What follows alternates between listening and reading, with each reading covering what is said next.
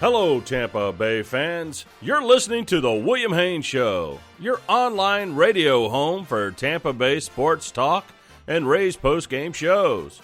Stay tuned throughout baseball season for live coverage after most Rays games with comprehensive coverage of all 162 games from April through October. Got something to say? We'd love to hear it. Give us a call, internationally toll-free. 877-566-1020 or send us a tweet at WHBC Official. Don't go anywhere. Tonight's program will be starting in just a couple of minutes.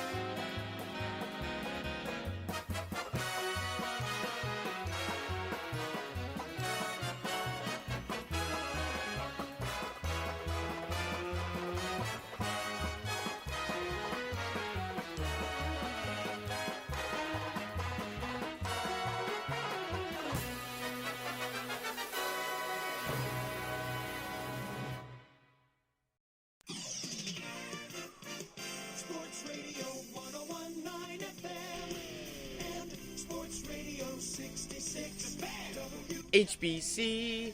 For the first time since July, the Rays lose 3 games in a row, and just like that, they find themselves eliminated from the 2021 season. It is a good evening to you, and how you be. For the first time in a while, William Haynes here.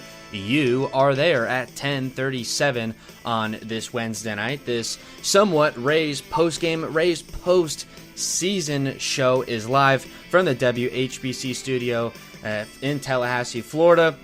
First show, as I said, that we've done in a while, since about late August. I put out some videos and stuff, just updating on people what has been going on, and we'll talk about the future of this show a little bit later in the program. And of course, to lead off, we'd love to take some calls. We'd love to hear from all of you one final time in this season, all the great callers that we've had over the years. 877-566-1020. Just a little bit different because I know some people will call in that usually don't for the final show of the season, which is what this is. So again, 877-566-1020. We don't have any way to keep callers on the line on hold, so it's kind of a first come, first serve. If I don't take your call, just call back in a couple minutes. I'm either talking with someone else or going through a monologue or one of those things. So just bear with us there, and we will roll through them as quickly as we can. But this a little bit different of a show, a little bit different of a vibe, I think, as the Rays really have advanced into this upper echelon of Major League Baseball, now coming with expectations. Of course, they win 100 games for the first time in franchise history, surpassing the 97 mark that they had hit in 2008, going to their first World Series. This was a year where they were coming off their second World Series appearance and looking to maybe at least get that far, if not win the whole dang thing. And after a really well-played Game 1 of the American League Division Series against a Boston Red Sox team that had to play in the wild card game, their season literally came down to the final inning of the 162nd game. And a team that really going into the series, I had no reservations about it. I thought the Rays would sweep, maybe win in 4, and you move on to the American League Championship Series, and then you go from there. But as I said, a really nice game 1, a 5-0 victory. Shane McClanahan in his first postseason start looked absolutely stellar. You had Randy Rosarina doing October Randy Rosarina things. He even stole home. Nelson Cruz with a home run off of the C ring. They're eating popcorn in the dugout. Everything looks good, and they would not be participating in the post-game high fives and handshakes for the rest of the season. A really weird game, too, where it looked like Kevin Cash maybe punted on the game and salvaging his pitching for later in the series. So Boston stealing home field advantage and splitting the best of 5. And then you go 0-2 in Fenway and are unable to keep the series alive for a Game 5, potentially in Tropicana Field that would have been played today if the Rays could have just won on Monday night, and what was clearly a heartbreaker, as was Sunday night's game. And we'll talk a little bit further in depth on games 1 through 5 as we move along. But really disappointing all along going into the season. There was expectations. It was weird because the national media, of course, as always the case, didn't expect the Rays to even make the playoffs, let alone win the division. The Rays do just that. 8 games ahead of Boston in the American League East standings, including an 11-8 record against them head-to-head. And just all those things considered makes that ALDS loss just so confusing and so frustrating. But going into the year, my thoughts, I thought this was kind of a bridge year. You look at the moves that were made. You trade Blake Snell for a collection of prospects whose future already looks bright. You've already seen a couple of guys from that trade make appearance in the big leagues, and will be a part of the team going forward. Luis Patino and Francisco Mejia, and then there's a catcher, Blake Hunt, who's still in the minors, and a pitcher in Cole Wilcox who have bright futures as well. So that trade certainly not a loss, and especially with how Snell performed with the Padres and how San Diego did not even make the playoffs with all the moves that they made. But that's neither here nor there. You let Charlie Morton walk in free agency, and so 2 of your biggest starting pitchers are gone. The moves that they made to replace them, cheaper moves, picking up Waka for $1 million, Rich Hill for $3 million, Colin McHugh for just under $2 million, and then bringing back Chris Archer for a 1-year, $6.5 million deal where he really doesn't even see the field for more than a handful of starts with the collection of injuries that he has. And when you look between him and Yoshi Tsutsugo, you'd be hard pressed to really decide which signing was the worst decision for a franchise that is extremely hamstrung financially. You have to be extremely careful with the moves that you make in free agency because, of course, you only have so much to work with. The little bit of money that you do have free to spend, you've got to make it count. And with those 2 moves in Tsutsugo and with Chris Archer, both of those moves fell flat, and they cost you because those were 2 signings, and I think really Archer specifically, that you really needed to pay off. And even from a starting pitching rotation and a pitching staff as a whole that already looked thin going into the year, you lose Tyler Glasnow midway through with Tommy John surgery that ended up being required, and he'll be out all of next year, so his future is certainly up in the air. And he was the ace of your staff going into the year. Looked like a Cy Young candidate for the first couple of months of the season before he got hurt, and we talked about it the night of. And so if you want my thoughts, instead of going through it all again here, I'd point you to that direction. But essentially, with the Major League Baseball's crackdown on foreign substances, giving all pitchers no warning as to that decision being made, and pitchers having to change their entire routine on the fly.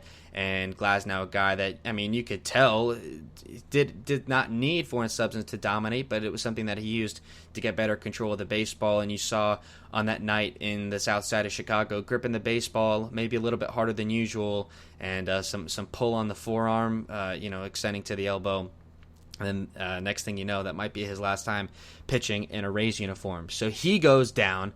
Then you look at the guys behind him. We thought maybe Ryan Yarbrough, the guy that would step up and be the ace. And he did not perform very well this season. I think 9-6 record, and I believe an ERA on the wrong side of 5. And what was a disappointing season for him, and it seems like that is maybe more of what Ryan Yarbrough is than what we saw in his rookie campaign in 2018. So, and he wasn't even on the ALDS roster, so that mainly because of his struggles against the Red Sox, but overall, you would rather start a guy in Shane Baz who was pitching in his 4th Major League game in a playoff game than have Ryan Yarbrough even on your roster. So that falls flat. Shane McClanahan pitched well this year and made a couple of appearances in the playoffs, but definitely not the Superman that they needed in that pitching staff. Rich Hill, a guy that you traded midway through the year because he was pitcher of the month in the month of May, and I guess they thought they had a surplus of pitching, whatever, they wanted to get rid of him, so they trade him, the 40-year-old Rich Hill.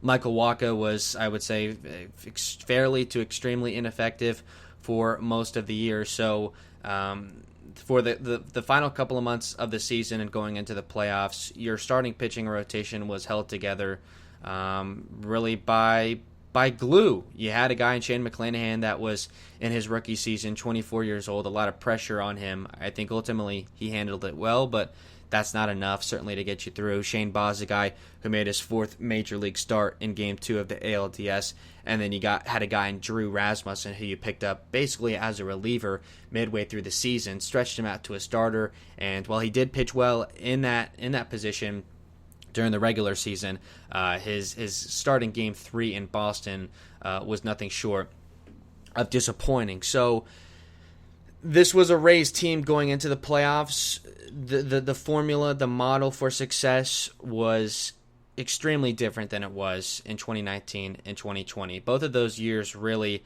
the offense was not bad by any means, but I would say they were more middling than they were, top of the league like the Rays were this year, number 2 overall in runs scored and offensive metrics. But it was with the defense that they played, taking hits, runs off the board, and pitching, mostly led by starting a rotation, but more so in 2020, a lockdown bullpen. Both those years, the starting rotation of Morton, Snell, and Glasnow, and then behind him, you could throw out Josh Fleming, Ryan Yarbrough, whatever you needed in that particular game to tie things together. But typically 3 starters is what you need in the postseason, and those 3 guys really led the way. And then in 2020, getting a bit more aggressive with moves, you lean on a bullpen. You had a guy in Nick Anderson who basically you overpitched him, and I don't think he's really going to recover. Another guy, surprising, not even on the playoff roster, but he was a huge part of your 2020 run. So basically everything that had helped the Rays be so successful in October the last 2 years, either you got rid of or was no longer there, and so they had to find a new way to win. And this year, the Rays were much better offensively. They have guys coming into their own. Austin Meadows leading the team in runs batted in. And I think overall, not just a great bounce-back season, but as I said, maybe even a career year. He had a great 2019 season, but this year was great, surpassing 100 RBIs, one of the only Rays to ever do that. You had a guy in Brandon Lau who started off really slow, especially against left-handed pitching, but finished the season with 99 runs batted in, 39 home runs, and that's a terrific season. That's an all-star season. You had a guy in Wander Franco that came up in late June and was everything as advertised and more. I think one of the most impressive rookie campaigns we've seen, maybe not just in the Rays, but overall. I don't know if he has enough games played to qualify for Rookie of the Year in the American League. I would probably point you to Rosarina as far as that conversation is concerned. But Franco, for really, the final 3 months of the season, July, August, and September, carried the offense for stretches. You had a 20-year-old, playing shortstop, batting second, and carrying your team for stretches, and he played terrific in October, and he's going to be the centerpiece of your core moving forward. You had Randy Rosarina with a terrific rookie campaign. Finished batting about 275, was a 2020 player as we were predicting, 20 home runs, 20 stolen bases, and he was a huge part of your team.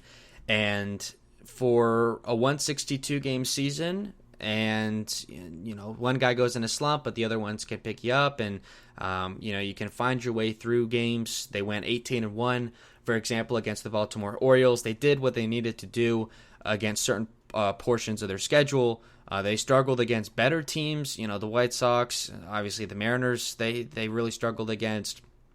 and then had even their hiccups against Boston at times and some teams like that. But when you win 100 games and you set a franchise record for wins, you're going to have people saying that this is the best season, best season in franchise history.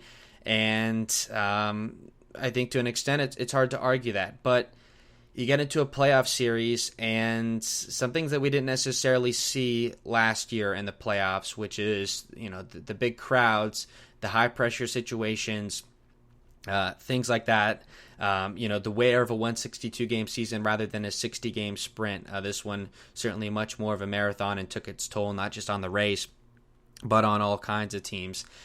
And those things that worked for you over the course of 162 all of a sudden did not work as well. The pitching certainly, most notably, did not play up nearly as much as he needed to. The starters pitching under 13 innings in the 4 games this series versus the 20 innings that they pitched, starters and bulk guys I'm talking about in the ALDS last year. Mind you, that's one more game, but still not nearly as much weight being carried by the starters this year. And a bullpen that was the furthest thing from lockdown as you could possibly get. And an offense that had struck out a lot, really struggled with runners in scoring position. And I know that was a bugaboo for the Rays in the playoffs last year. That came up big. And one thing that really stood out to me, and I hinted at this earlier, that I didn't really see in the playoffs last year, the Boston Red Sox played a completely different style of baseball than you had seen from them in the regular season. We saw, including in head-to-head matchups, if this lineup for Boston was having an off day, didn't really matter who was on the mound, unless it was Ryan Yarbrough, you could mow these guys down, just kind of swinging at everything, playing sloppy. Not a tough lineup to face by any means, but you get into these big spots, and all of a sudden, they're choking up with 2 strikes. They're hitting the other way. They're just punching the ball through the hole, putting it in play at all times, putting stress, pressure on the defense, just trying to get guys on base, move runners over. I think they only had 2 or 3 sacrifices during the entire season, and you saw him do it in crucial moments. You have a guy, you walk the 8-man, you got Christian Arroyo in the 9th spot coming up. Just lay a bunt down, get that runner over to second, swiping bags, all the tagging up from first to second or second and third on routine fly balls to the outfield. Ways that baseball was traditionally played in. As a traditionalist myself, when it comes to baseball, I don't understand why teams have moved away from that. Because if you're doing it when the games matter the most, why wouldn't you just do that all the time? It seems that even with all the analytics and things that are given to you, given a manager's choice in a big moment, they're going to want to revert back to the old school way of playing. And that's something that the Rays really don't do. You don't see them try and put a bunt down or play small ball or anything like that. They're taking big hacks. They're whiffing at sliders down and away in the dirt. They struck out, I think, 46 times over the 4 games in this series.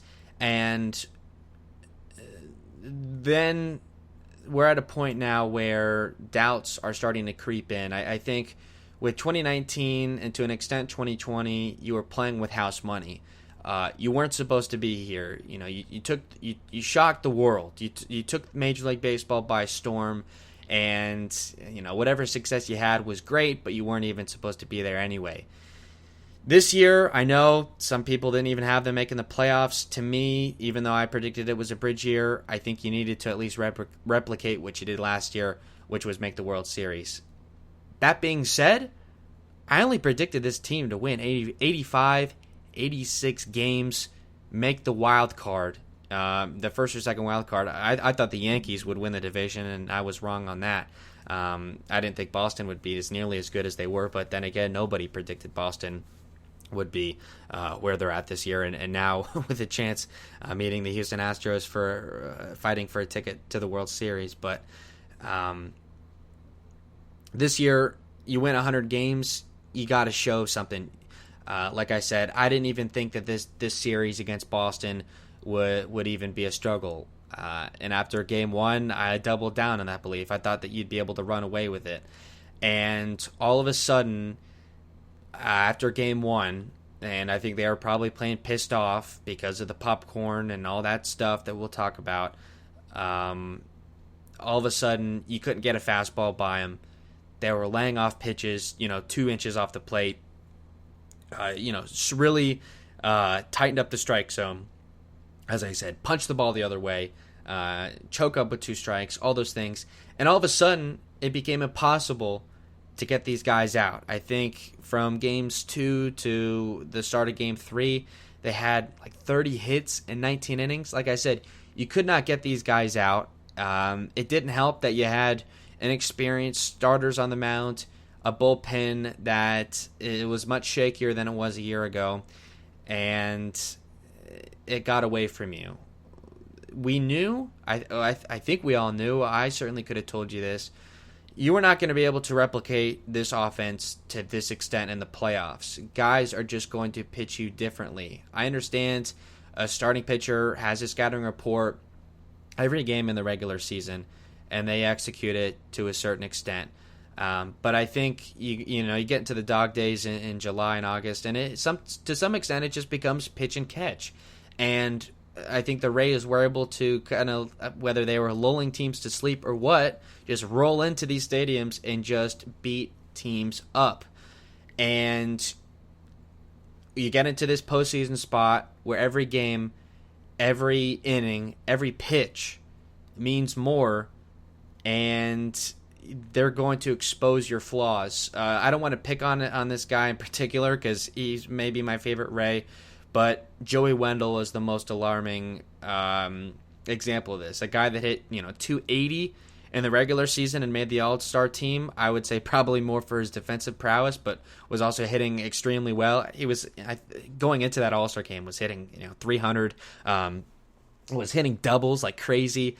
He had that they called him the Big Bopper early in the season. He was popping home runs at an insane pace that obviously he did not keep up in the second half of the year. But a guy that we know, a left-handed hitter, loves to swing at pitches down and in. And you see teams attack him in the regular season, and they always have success doing it. But even saying that, even knowing that you can pretty much get him out every time if you just give him sliders down and in, he finished the season batting .265. And I think it was batting .275 like going into the final month of the season.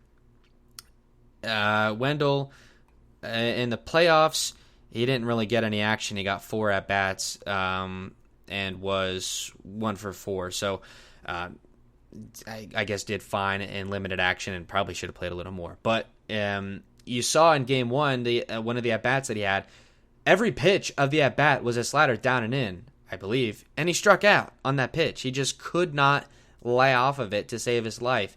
And that was just a microcosm. I know in game 3, Nate Eovaldi made the mistake of giving Austin Meadows a fastball in the inner third, and he made him pay with a home run over the monster.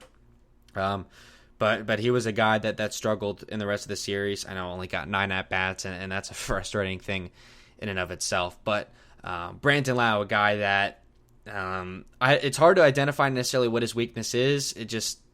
It seems like in the playoffs you can get him out with pretty much anything. But what I'm trying to say is you get into these spots. This low payroll team with, I know they're not to us and they're really not, but to the national media, no names. Guys that aren't paid very much, that aren't expected to do much, that the Rays find a way to get something out of in the regular season. You get these guys into the playoffs, and for better or for worse, a good team will expose them for the hitter that they are, which is a flawed hitter. The Rays have a lot of flawed hitters. There's a reason why they strike out so much. They've really leaned into the 3 true outcomes, which I think is a concern. I think it led to their rebuild going into 2018 with Steven Souza Jr.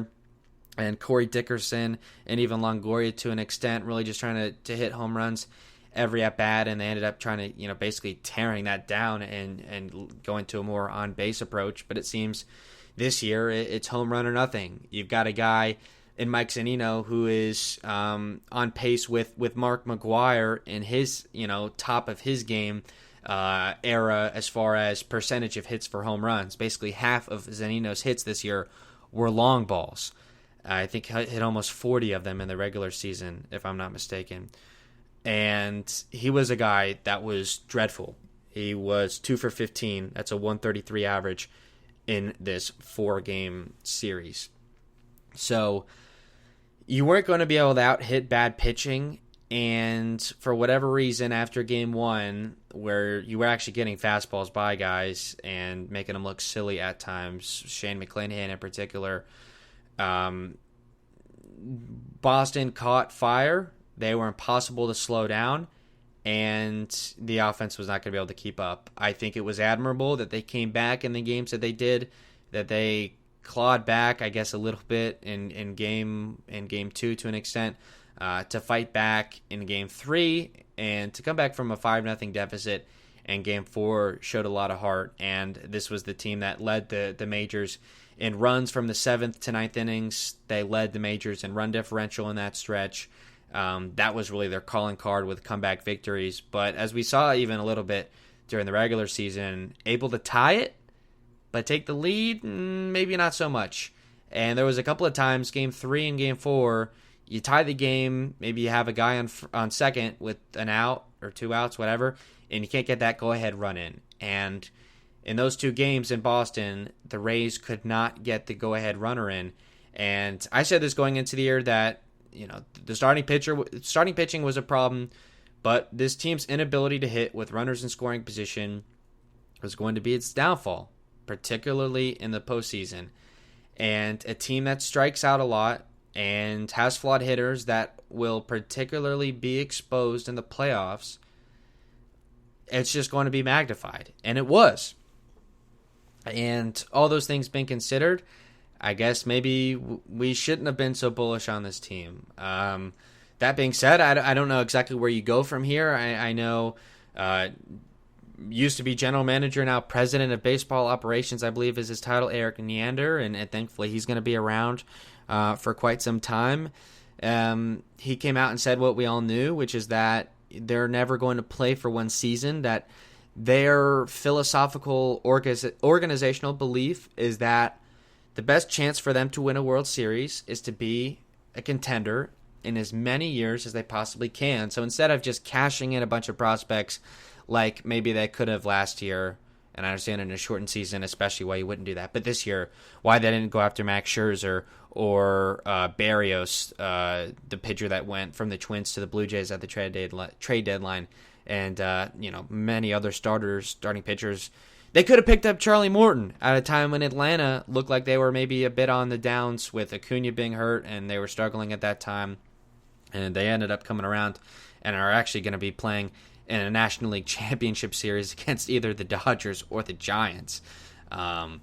So you could have maybe gotten Morton back. There was moves that could have been made, and you didn't. You give them credit for picking up Nelson Cruz, and really a guy that should have been signed over Setsugo in the winter going into 2020.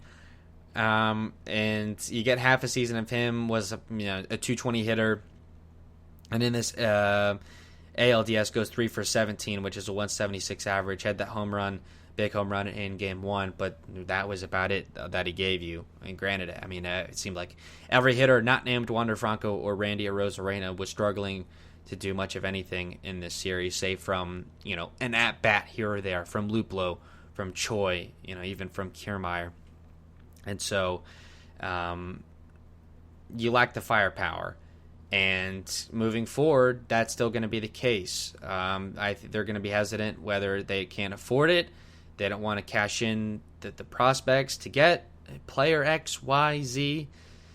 They're not going to have that killer instinct in the front office to finish the job. And I understand this could come on a bit harsh, and this is why I was not on the air Monday night, because I wanted to just take some time and take a breather and take a step back and evaluate things. But I've referenced it countless times on the show. Anyone that has not seen the movie, read the book, I'm reading the book right now, I've seen the movie countless times, Moneyball, The Art of Winning an Unfair Game.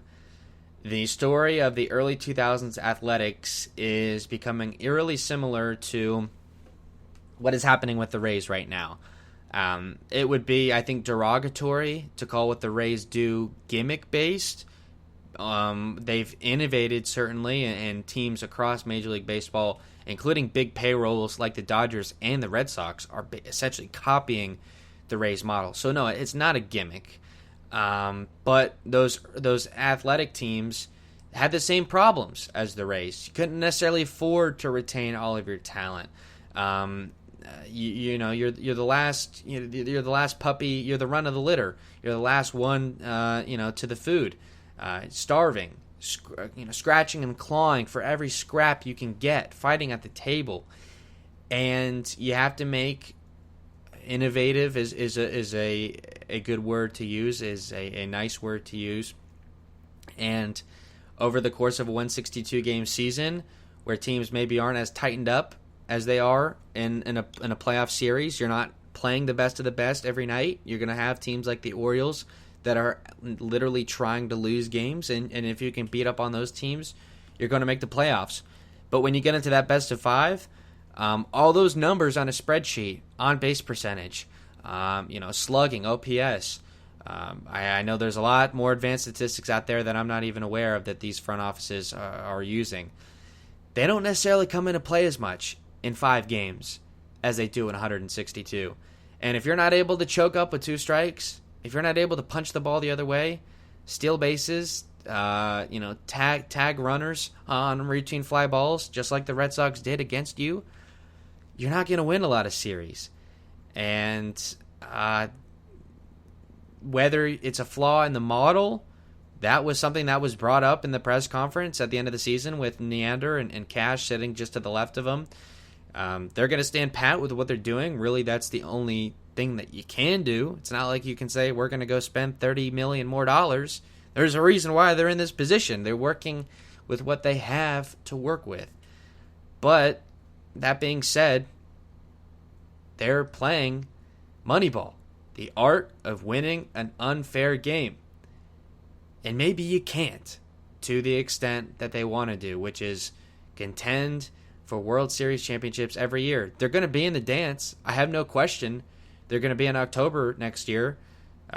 Certainly, you would say there's a good chance they win the division. Who knows if they're the 1 seed in the American League again? But I have extreme confidence this team at least makes a wild card, and I think the Rays can win a wild card game with their all hands on deck approach when it comes to pitching.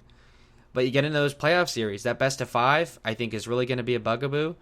But even those best of 7s against really, really good teams that know how to expose your flaws, can you beat it? And we're going to find out.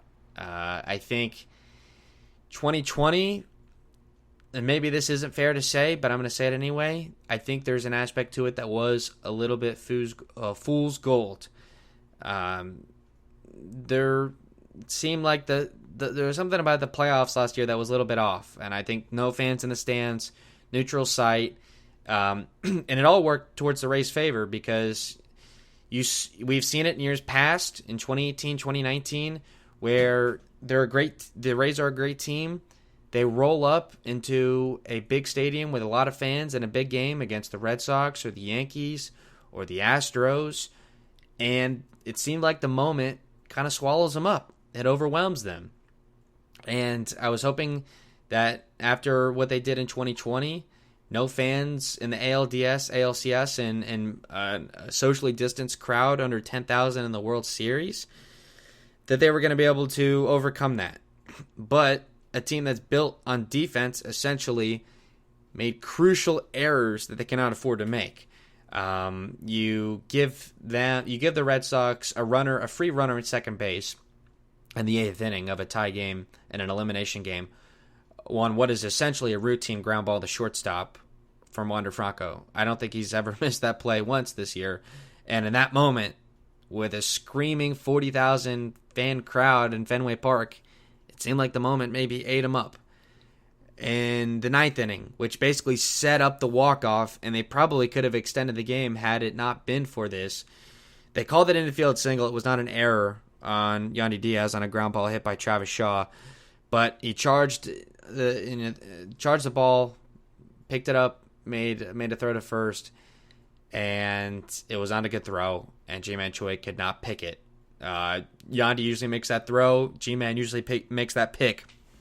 You really only needed one of those things to happen. You got neither. And instead of it being a runner at third with 2 outs, it was first and third with 1 out, and you give him second base on defensive indifference. And then instead of actually needing to get a base hit to score that walk-off run, you just needed a routine fly out to left from Enrique Hernandez to get the job done and send the Rays home for the winter. So all those things being considered quickly in summation, a flawed lineup that strikes out a lot, struggles to do, put the ball in play in key moments with runners in scoring position, etc. A thin pitching staff, starters that you can't depend on in big games, at least not yet. A bullpen that's leaky, which is not really how the Rays have done things lately, but that was the circumstance this year. And a inability, it seems, to perform in big spots, big moments, big games on the road. It's going to be really hard to win playoff series, all those things being considered. You take 2020 out of the mix because from certainly the fans and the crowd and, the neutral site, that's a given. I would say, for whatever reason, teams just were not playing typical postseason baseball. The Yankees, I think, were just, it seemed like they had 2 left feet in that series. They couldn't get out of their own way with pitching Devi Garcia like that behind J Happ in Game 3 and the madness. I mean, the Yankees totally misplayed that series, and it seems Garrett Cole is not the guy in the Bronx. And then you had just a weird series where you walloped on the Astros early and thankfully came out with a Game 7, and you faced a better team in the Dodgers in the World Series that ultimately beat you in 6 games because your pitching staff ran out of gas. So throw 2020 out because that is not the world that we are living in moving forward as it pertains to postseason baseball. 2019 and 2020, you lose the ALDS in both years, 2019 in 5 games, this one obviously in 4. You didn't win a road game in either of those series. I understand in 2019 it was a huge win, a wild card game, but as I mentioned earlier, I think the Rays are built to win a wild card game. A best of 5, not so much, because you can't just throw all hands on deck for 5 games. You can do it for 1 with 2 or 3 days rest going in and 2 days rest, whatever, going out of it. You can do whatever you need to do. In a best of 5, you can't do that. They had Shane McClanahan in Game 4 coming in relief on short rest, maybe for the first time in his career that he's done that. Moving forward, I think that's going to be an issue. If you can't win games on the road in the ALDS, that's going to be a problem. They didn't need to win a road game in this series. They could have had Game 5, winner take all, at the Trop. And if that had been the case and they had played there tonight, I think they would have won and they would have moved on. But you blew Game 2. You blew it. You had a 5-2 lead and you couldn't get anybody out. Colin McHugh, who had been your best reliever, gave up a couple of home runs. I'm not going to say he stuck up the joint, but you needed him to be better than that. A guy that pitched to a 1.5 ERA in the regular season.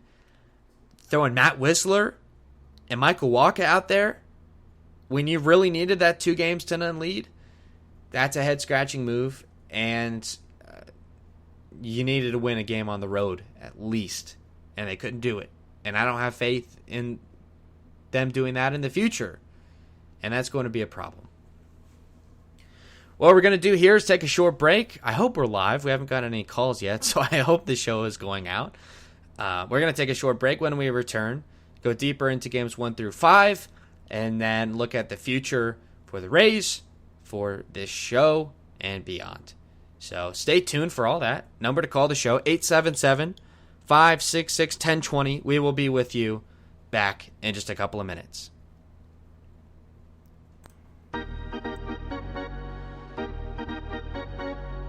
Hey Rays fans, William will be right back. We're in a commercial break, so don't touch that dial.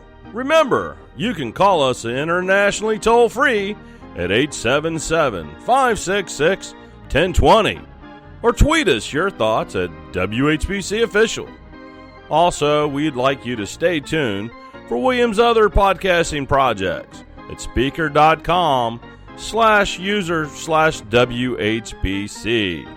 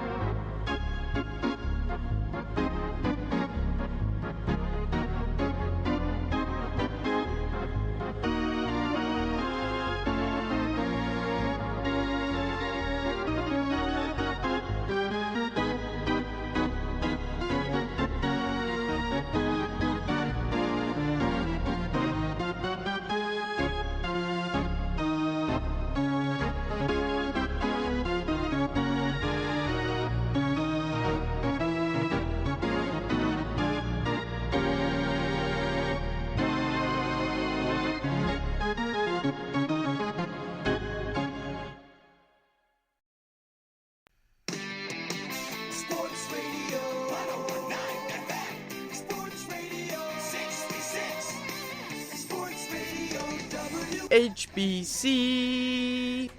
And at 11:16 on this Wednesday night, the day we should have been playing a Game 5, we are back on the William Haynes Show. Number to call, 877-566-1020. Again, just a reminder, if you call and we don't pick up, just call us back in a couple of minutes. I cannot keep anyone on hold. I don't have that capability. We got to take calls as we get them.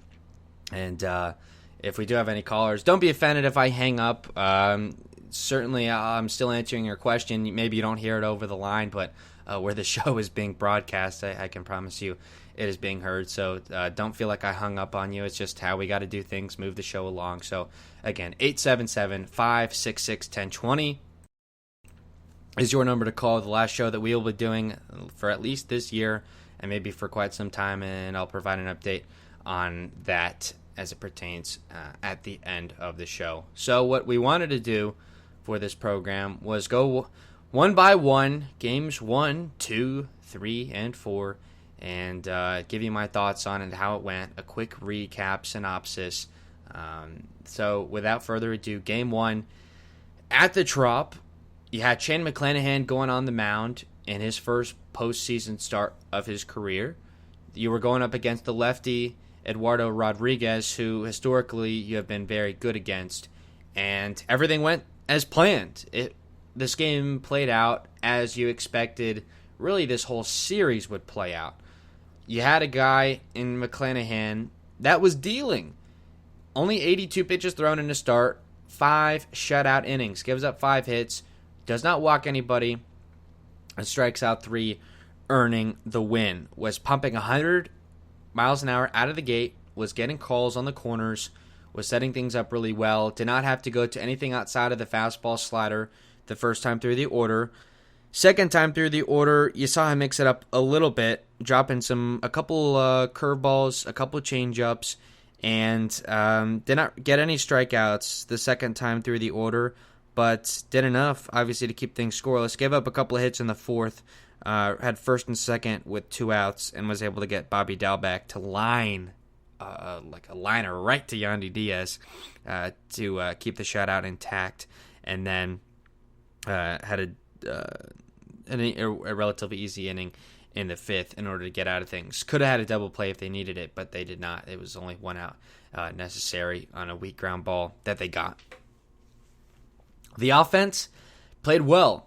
Eduardo Rodriguez did not make it out of the second inning, only gave up a couple of runs, but the damage was done. You got both of those runs in the first inning, a leadoff walk for Rosarina, and then immediately, boom, Wander Franco in his first postseason plate appearance doubles. And on just a lazily, I guess, or misplayed ball by the center fielder, Enrique Hernandez, Rosarina is able to score. I mean, he's wheeling it around the bases. Also in that inning, Brandon Lau in his first playoff at-bat of 2021 lines it right to right field. Had actually put a pretty good swing on the baseball, and that was just the beginning of his 0 for 18 postseason performance with 9 strikeouts. And then you also had Yandy Diaz with Franco at third base. Yandy slid head first into the first base bag with basically 2 outs to score the runner from third, and that made it 2-0. Eduardo Rodriguez, another leadoff walk issued in the second to Margot, and after retiring a couple of batters, he could only make it through the order one time through. And obviously with the pitching a shutout, you didn't need a lot more, but the Rays did give themselves more. A 2-out solo shot from Nelson Cruz in the third, an absolute moon towering blast that hit off the C ring. Just with how high it was hit, I didn't think it would be a home run. I mean, if it was in Fenway Park, I mean, it might have gotten out to the street. It was absolutely hammered. Jokes, if this was out, if the Trop was an outdoor stadium, it would have gotten out to, Gandy or whatever, would have gone to Tampa. And that made it 3-0. Another solo shot, the first of the postseason for Randy Rosarina as he continues the Señor Octubre narrative, and he had a really good postseason again, albeit only in 4 games. And a Rosarina with a 2-out walk in the 7th. Another double from Franco to put him at third. And with the lefty Josh Taylor on the mound and Devers playing way off at third base, Randy Rosarina able to take a huge lead off the bag and ends up stealing home in the 7th for the game's 5th and final run.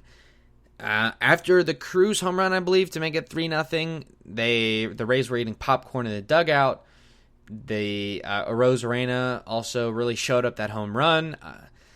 I'm not necessarily saying that to complain. This is how the Rays do things. They've got a lot of young guys. They play with spirit and passion, and they can really ride the wave when things are going well. Normally, that would piss the team off, I think, just those things being considered. But it's a division rival in a playoff series, and Boston did not take very kindly to it. And Alex Verdugo, after the series, said as much.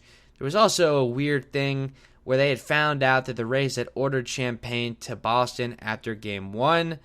I can understand either side. You want to come down on that it's superstitious. You just don't do that. At least, I guess you would have to notify them if it's at Fenway Park, that they would have to find out if it's going there. I don't know exactly. This isn't the place to talk about, I guess, logistics about how champagne gets ordered. But I can understand, after a Game 1 performance like this, that you thought you'd be running away with this series, potentially a sweep. I thought going into this game it would be a sweep, especially after that game. But the Red Sox had found out about it. That is like classic bulletin board material where it doesn't really matter, I don't think, but it's a motivation. And especially at a time like this, you can really take advantage of it. And that's what the Red Sox did. The Rays did not win another game in the series. Moving on to Game 2, you had it at the Trop. You really needed it. Going to Fenway, needing just one more win, including having a home game in Game 5 in your back pocket. That would have been the case if they had pulled Game 2 off, and they do not. 14-6 is the final in this one.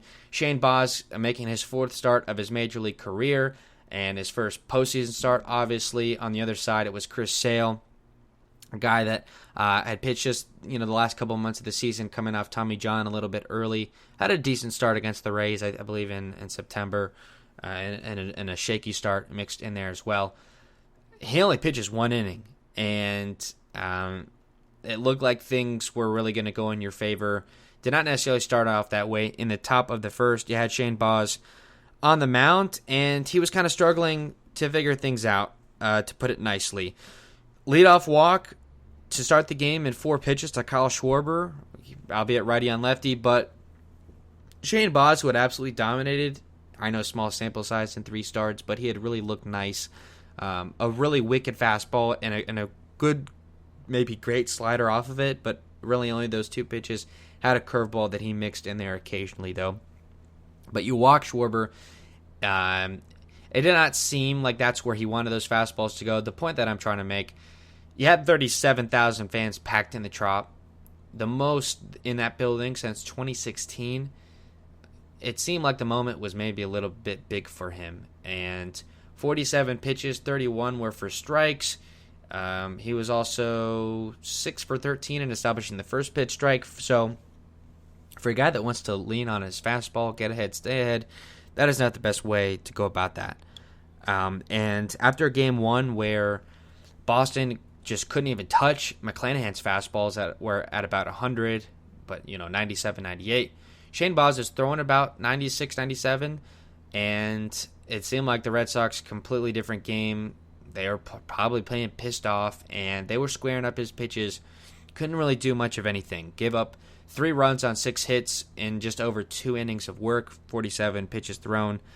Gave up both of those runs, or 2 of the 3 runs, rather, in the first inning, but was able to get out of it.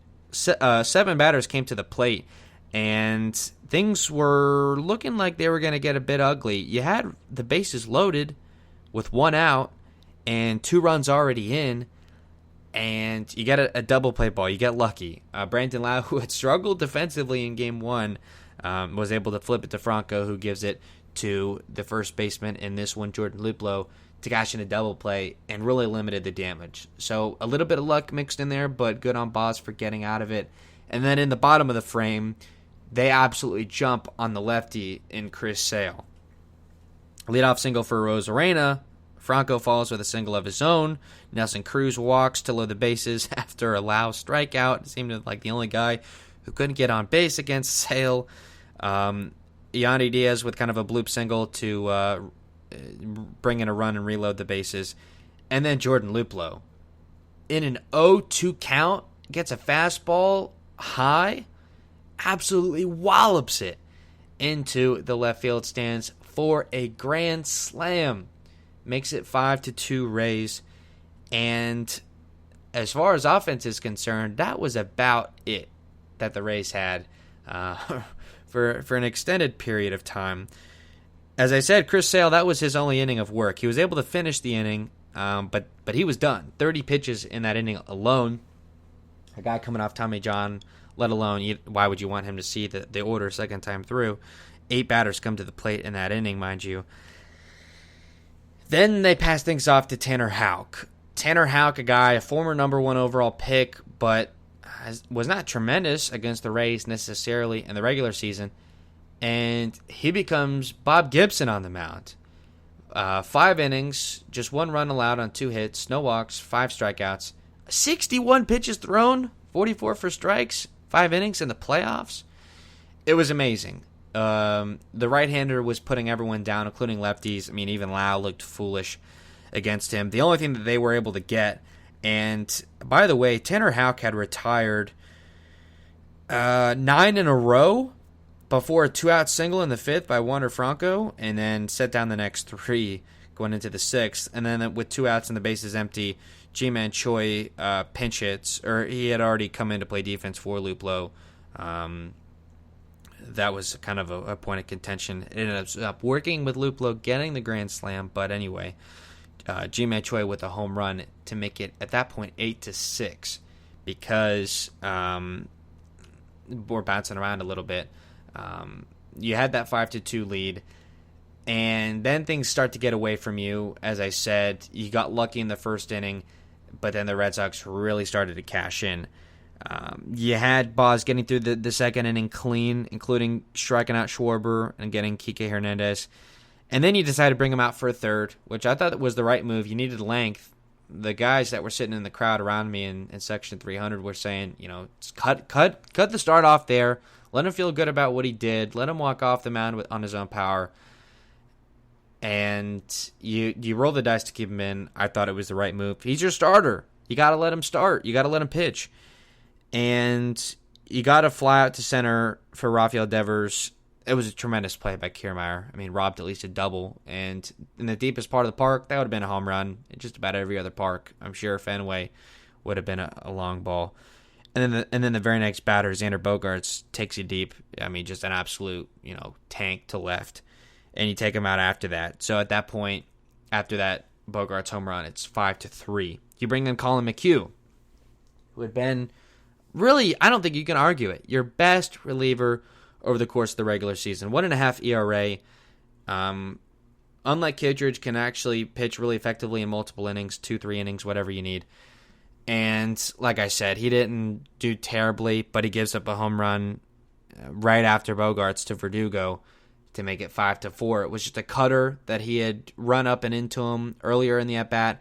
And like I said, things are different in the playoffs. Maybe you strike him out in the regular season, but in October, he's ready for that pitch, and he takes you out 5-4. You get out of the inning with a couple fly balls. Get out of the inning in the fourth, 1-2-3. Then in the fifth, you give up another home run, this time to Kike Hernandez on I believe, kind of a hunk slider, which was really a theme in the series. Then you walk Devers, you take him out.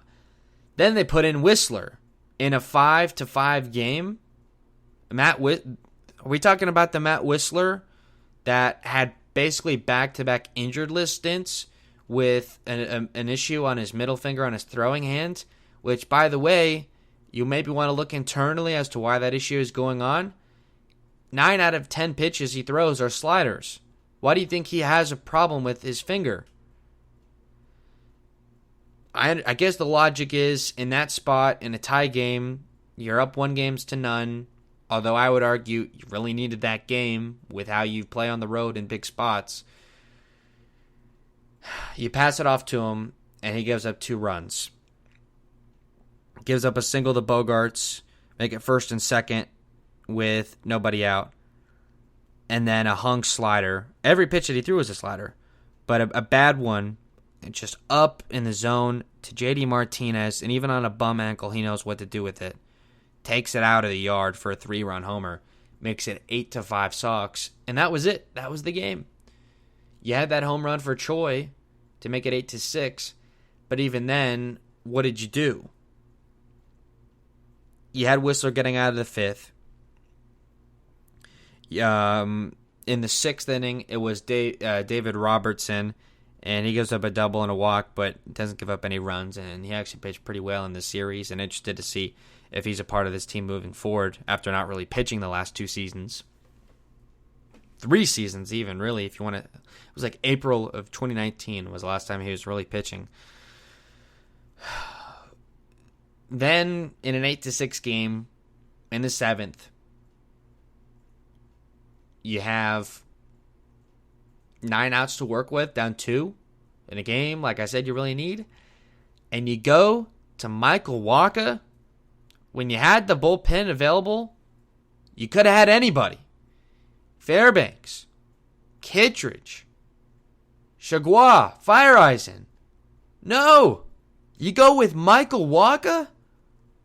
A guy who in the regular season couldn't get anybody out?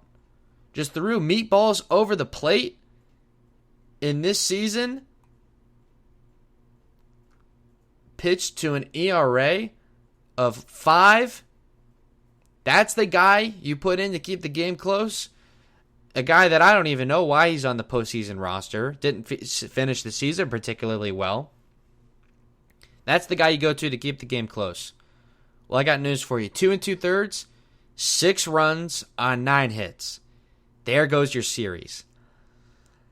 I think Cash knew that he was going to need those relievers I just mentioned, and he was right. You had to go 13 innings in the very next game when your starter in Rasmussen only gave you two innings. He only got you 6 outs. You needed the bullpen. I don't think he could have predicted it would go 13, but I guess it was good he saved those guys. That, to me, I don't get. A Sox bullpen that's gettable, and I guess the point is ultimately you don't get to him. Brazier, Hanser Robles, who was very iffy in the regular season, as was Matt Barnes. All those guys put up scoreless innings, 7th, 8th, 9th inning, respectively, after Tanner Houck's absolute dominant performance. But, as Dave Wills likes to say, you were only down a bloop and a blast. And the reason I spent so much time talking about this was the turning point of the series.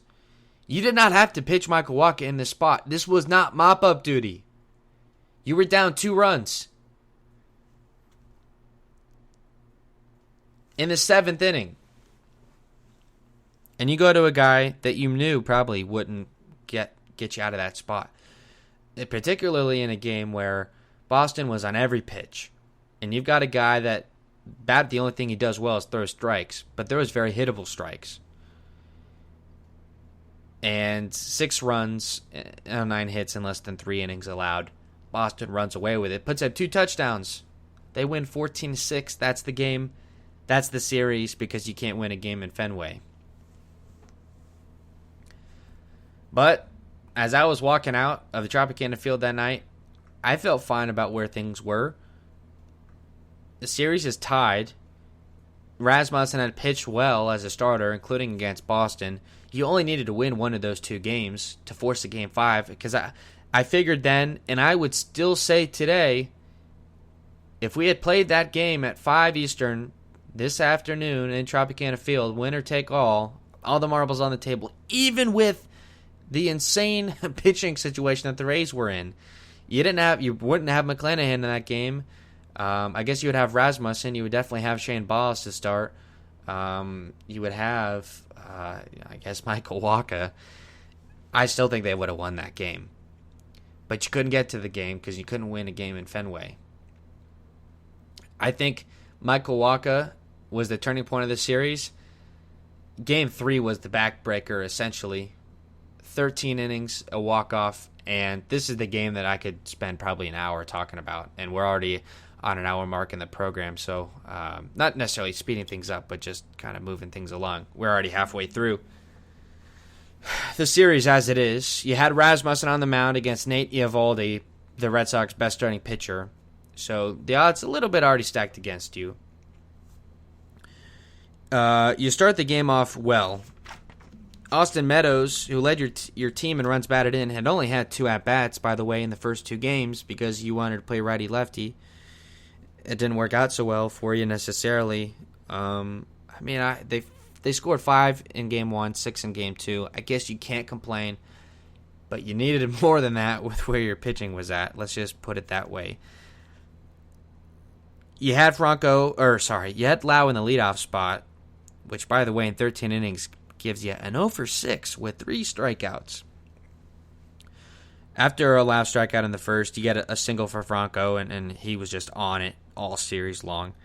Then Austin Meadows, you make probably one of the only mistakes Boston had made to a Rays hitter, at least post Game 1.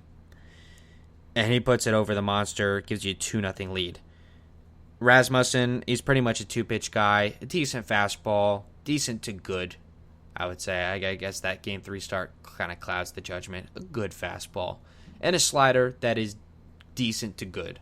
But a 2-pitch guy, very reminiscent of a 2019 Glasnow, where you're playing a good lineup in October, you're probably not going to get you much. But in the regular season, can give you 5 scoreless and make it look easy. We should not have expected him to give you that. And he gave you 2 innings, 3 runs on 6 hits. I guess the only positive, he didn't walk anybody. The Rays were pretty good about not walking anyone in this series. But what good did it do you? Maybe you should have walked a couple more guys instead of just, giving guys fastballs to clobber. So you had a 2-0 lead going into the bottom of the first. You're feeling good about yourself. Like I said, if you had won that game, you probably would have won the series. Game 4 didn't matter because you would have had Game 5 at the Trop. You had home field, blah, blah, blah, etc., etc. Bottom of the first, Rasmussen hangs a slider to Schwarber. He knows what to do with it, takes it out. He went 3 for 5 in that game and was really killing you all series. This was the game where he celebrated making the routine put out at first base. So it's 2-1. They cut your lead in half. A 1-out walk in the second. You can't do anything with it. Top of the third, you get a leadoff error for Lau. It was that play where right to first Schwarber, and he just airmails the underhand toss. And you can't do anything with that with the top of your order. Franco, Meadows, Cruz. That's a spot. I don't know. You don't have to get a run there, but it would have been nice. That's what your top of the order is supposed to do. Then bottom of the third, things get a little bit away from you. A leadoff single to the 9-man, Arroyo. That's going to kill you 10 times out of 10 times in October, especially against a good lineup. And it did. Schwarber hits a single, first and third. Enrique Hernandez RBI single, tie game. Devers RBI single, Sox take the lead 3-2. Rasmussen gets a couple of outs, and I believe it was first or second and third with 2 outs, with the righty Martinez coming up, and you go to Josh Fleming. Or no, I'm sorry. I apologize. I had messed that up. Rasmussen was out after the Hernandez single, so it was 2-2 at that point, and a couple of runners on for the lefty Devers coming up. You bring in the lefty Fleming, gives up an RBI single to Devers. Fleming, the problem with him, and I think he'll be fine if you use him as a reliever moving forward. It's going to be tough because they probably need starters, at least to begin the year, until his prospects are ready to come up, but I think ultimately will be a reliever, 1 or 2 innings from the left-handed side, kind of a specialist. Is great at getting the weak ground ball, and this is no fault really of anybody, but they were just finding the hole, getting through for base hits. And one of the few criticisms that I don't have, I thought it was fine. It just went against you, and a lot of things in this game went against you. And then after that single, got a couple of outs. You take him out. You bring in Kittredge to get out of the third. So you're down 3-2, and you've already burned up your starter, your swingman and Fleming, and you're using Kittredge, your highest regular 1-inning reliever, is on the mound in the third. Gets you through the fourth, A-OK, still no offense to speak of. Then in the fifth, with Fairbanks on a fastball to Kike Hernandez, and no one could get him out in this series, home run, 4-2 Sox. Was able to get out of the inning without limiting the damage there, but for Fairbanks, struggled at the end of the season, to put it lightly, and gives up a home run when you're already down a run. That hurts. Not a bad fastball, but I don't know. You got to do better with what he's got. He's got a lot of great pitches to work with, and I thought this was that moment. This was that stretch where they had hit 30 hits in 19 innings. I was getting flashbacks to Houston in 2019. I'm not speculating. I'm just saying they were on every pitch. Fairbanks was making fantastic curveballs that break at the last second, impossible to lay off of, and they're laying off of every single one. I think the reality is they were just on it in this series, and you could not cool them off. The offense does nothing in the sixth. Then in this, you're able to keep things scoreless for a while. Fire Rising gives you a scoreless inning. Whistler, gets you 4 outs and 7 pitches. That's cool. Shaggy gets you 5 outs, scoreless. And then you head into extra innings. David Robertson gives you 2 scoreless. The bullpen had, I believe, 7 innings scoreless. So cooling off an uncoolable offense, that was awesome to see. What wasn't awesome was the offense and their ability to score runs and their 1-for-9 performance with runners in scoring position. I'm looking here, 1, 2, 3 in the fourth. You had a 1-out double in the fifth you couldn't do anything with. 1-out single in the sixth you couldn't do anything with. 2-out walk in the seventh you blow. And then in the eighth, down 4-2, a leadoff home run by Wander Franco over the Monster, his first playoff home run. Cuts the lead for the Sox to 1. Then a double for Austin Meadows. You have Marco pinch run for him, and you're able to get him to third base, and then an RBI double for Randy Rosarina to tie the game at 4 in the eighth. With a righty on the mound in Garrett Whitlock, I believe. Might have been somebody else. So you had basically the go-ahead run at second base. You intentionally walk Kierme. The only time in his career I can say this with certainty he's going to be intentionally walked. I mean, that just doesn't happen. But you bring up Zunino, who is strikeout or nothing, and in this month he was more nothing. Home run or strikeout. Well, it was a strikeout. Strikeout looking in that spot. So you had the go-ahead run in the eighth at second base. You can't bring him in. I understand our idea of Zunino as a hitter might be a little bit inflated with the home run total. Was still under the Mendoza line, or at least close to it in the regular season, so perhaps this is what we should expect. He went 0 for 6 in that game, and in the playoffs was 3 for 17. not what you want, certainly. And he's got a $7 million option with incentives that the Tampa Bay Times has as a no-brainer. I don't know if they're going to pick that up, but we'll see.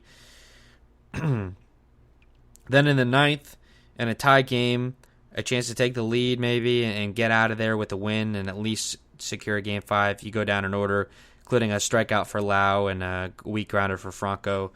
You're able to keep things scoreless in the bottom of the ninth.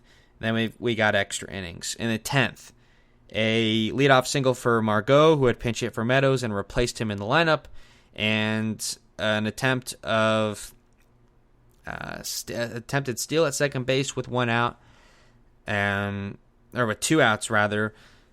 I thought he was out upon replay. A lot of Rays fans said he was safe. A lot of neutral fans said he was safe, although is anyone neutral when the Red Sox are playing? It seemed like this is the only time neutral fans are actually in our favor. With all the calls, it seemed like everyone was on our side. But I thought he was out. I thought it was the right call. It could have gone either way. That was just the beginning. The beginning, actually, Randy Rosarina's RBI double to tie it in the 8th. He got tripped at first base. Kyle Schwarber tripped him. Should have been at third base easily. Maybe even a Little League home run. I don't know, but at least at third base. And Schwarber stood right in his way and even stuck his leg out and tripped him. And you didn't award a Rosarina third base. I'm talking about the umpire crew. So that was strike one. Strike two, I would say, is that Margot caught stealing. Like I said, I thought he was out, but it seemed like everyone around me thought maybe he was safe. I'm talking, Rays fans in general, etc. So you don't get any runs in the 10th. Probably could add a runner at second. Keep things scoreless in the 10th for Boston side. Then in the 11th, leadoff walk and a stolen base for Rosarina. Okay. And extra innings, the Rays were terrible this year in the regular season. Runner at second, nobody out. They couldn't bring that runner in seemingly to save their life. A team that won 100 games had like a 250 winning percentage, it seemed like, in extra inning games. So here it is. Runner at second base. Nobody out. Strikeout Kierme. Strikeout Zunino. Strikeout Luplow. You want to win that game? You want to continue the series? I understand it's the 7-8-9. And you could have hit Mejia in that spot for Luplow. You could have hit him for Zunino. I don't know why you didn't do that. But you're not going to win that game if you can't get that runner in. The bottom of the 11th, a one-out double for the 9-man. Probably going to come back to sting you. It doesn't. You strike out Dahlbeck, who would come in to play first base for Schwarber. You catch a break there. And Enrique Hernandez, get him to ground out. And he had been unstoppable. You stay alive. 12th inning. Your 1-2-3 hitters. Do something. Lau strikes out. Franco fly ball to center. Margot strikes out. You keep the game alive in the 12th thanks to some nifty pitching by David Robertson. Came out of nowhere this year. 1-2-3. Devers, Bogarts, Verdugo. We're going to move on to the 13th. Cruz, the big midseason acquisition. This is the guy that's going to put our lineup over the top. Strikes out. By the way, in that game, in the cleanup spot, 1 for 6. One out single for Yandy Diaz. And you get him to third base. Oh, yeah, I'm sorry. I got to do the build-up, the crescendo. With him at first base, fly out to left for Rosarina. Kierme comes to the plate. A slider kind of down in the zone. High fly ball. Dave Will says, get out, get out, get out. On that 4-foot wall in right field. Hits the wall. Bounces back into play. Hits the body of Red Sox right fielder Hunter Renfroe. Bounces out of play. With 2 outs, Yandy Diaz running on contact. When that ball went out of play, Yandy Diaz was halfway from third base to home plate. Would have scored. 4-4 in the 13th. 5-4. That's probably ball game, right? Nope. Ball goes out of play. Seemingly everybody on the planet, including the commentators who watch baseball for a living, thought that it was umpire's discretion to place the runners. If that had been the case, Yandy Diaz would have scored. Kierme would have been at third base, 5-4 lead with a chance to drive in another run 90 feet away. It's a ground rule double. How does that work? It bounces off the wall, on the ground, hits Renfroe, gets out of play over that little 4-foot wall. And it's a ground rule double. What is it? Rule 501, 8C, whatever it's called. It hurts you bad, and that's a call that's going to be remembered for a long time in Tampa Bay, in Boston, in baseball. There's going to be a Hunter Renfroe rule next year that says it's umpire's discretion to place the runners if it hits unintentionally off of a player out of play. I guarantee it happens. And it would have given you the lead in the 13th, and I'm going to reiterate it, probably not for the last time. This game would have forced a Game 5. We would have been playing baseball today. And as I stand by, we would have won that game if it had been played, and the Rays would have moved on. All you needed was one of these games in Fenway because you couldn't win Game 2 at home. And that call really, really burns you. That's strike 3. The Margot caught stealing. The Rosarina trip by Schwarber. And now this. The Hunter Renfroe rule. But it's second and third with 2 outs, and Mr. Mike Zunino. You remember the Mike Zunino that struck out with a runner at second in the 11th? What do you think he did? He struck out. Like he has in the playoffs. He was dreadful. No one batted for Zunino more than me in 2020. You guys wanted to get rid of him. I understood his importance for the pitching staff. How he knows the game, can call the game behind home plate. And he was a horrible offensive player then. He had a pretty good offensive season, a career year, like 35 home runs. Second and third and 2 outs. That is the game. That is the series. And I understand there's a reason he's batting 8th in your lineup. I don't know, maybe pinch hit for the guy that can't get a hit to save his life. You had a switch hitter in Mejia on the bench. You could have made the move and you didn't. So should have had the run, didn't get it. But you still had a chance to get it, and you couldn't. And that killed you. I think that just took the air out of this team. And it only took a couple more minutes for this game to be over. Patino, who was supposed to start Game 4, comes on in relief. Gives up a 1-out walk to Hunter Renfroe. And then the 8-hitter in Christian Vasquez, who had pinch hit for Plawecki earlier in the game, hits a home run over the monster. I'm just going to address this quickly to anyone that says, if umpire's discretion had given the Rays a run, would have been a 2-run homer anyway. Rays lose 6-5 instead of 6-4. You've got to be kidding me. One, you could have made a different move. It was Patino had pitched the 12th. He was pretty much your only guy. You had McHugh. I understand McHugh had gone, 30 pitches just on one day's rest. I feel like you could have made that move if you wanted to. I think you would have been smart to.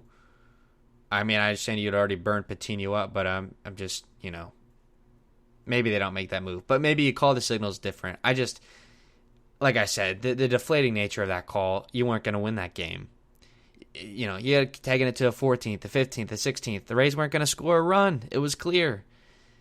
They had 4 chances to do it and extras, and they couldn't scratch out a run. Your pitching had done its job. Your pitching had pitched like 7, your relief pitching, 7 innings scoreless, and you couldn't do it. You were able to tie these games time and time again. You did it in Game 4 as well. But you couldn't take the lead. You could never get that winning lead across late in the game, and that's what burned you. You were down 2 late in Game 2. You were tied for a long stretch in Game 3. You had this freaking game tied on Monday. You came back down 5-0. You had the go-ahead run at second. Couldn't get them in. That's what this team is right now. They can't finish the job late in the game. They can tie it. This team rallies like nobody's business. You cannot put this team away. They will scratch. They will fight. They will claw. They will never give up. But get that go-ahead run late in the game on the road? Nah, I don't think so. And didn't go your way. That was a backbreaker. Boston takes the lead in the series 2-1.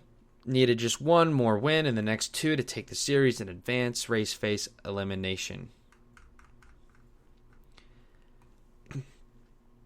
Game 4 on Monday, 6-5. Red Sox win, walk-off, bottom of the ninth, fly ball, sacrifice fly for Enrique Hernandez.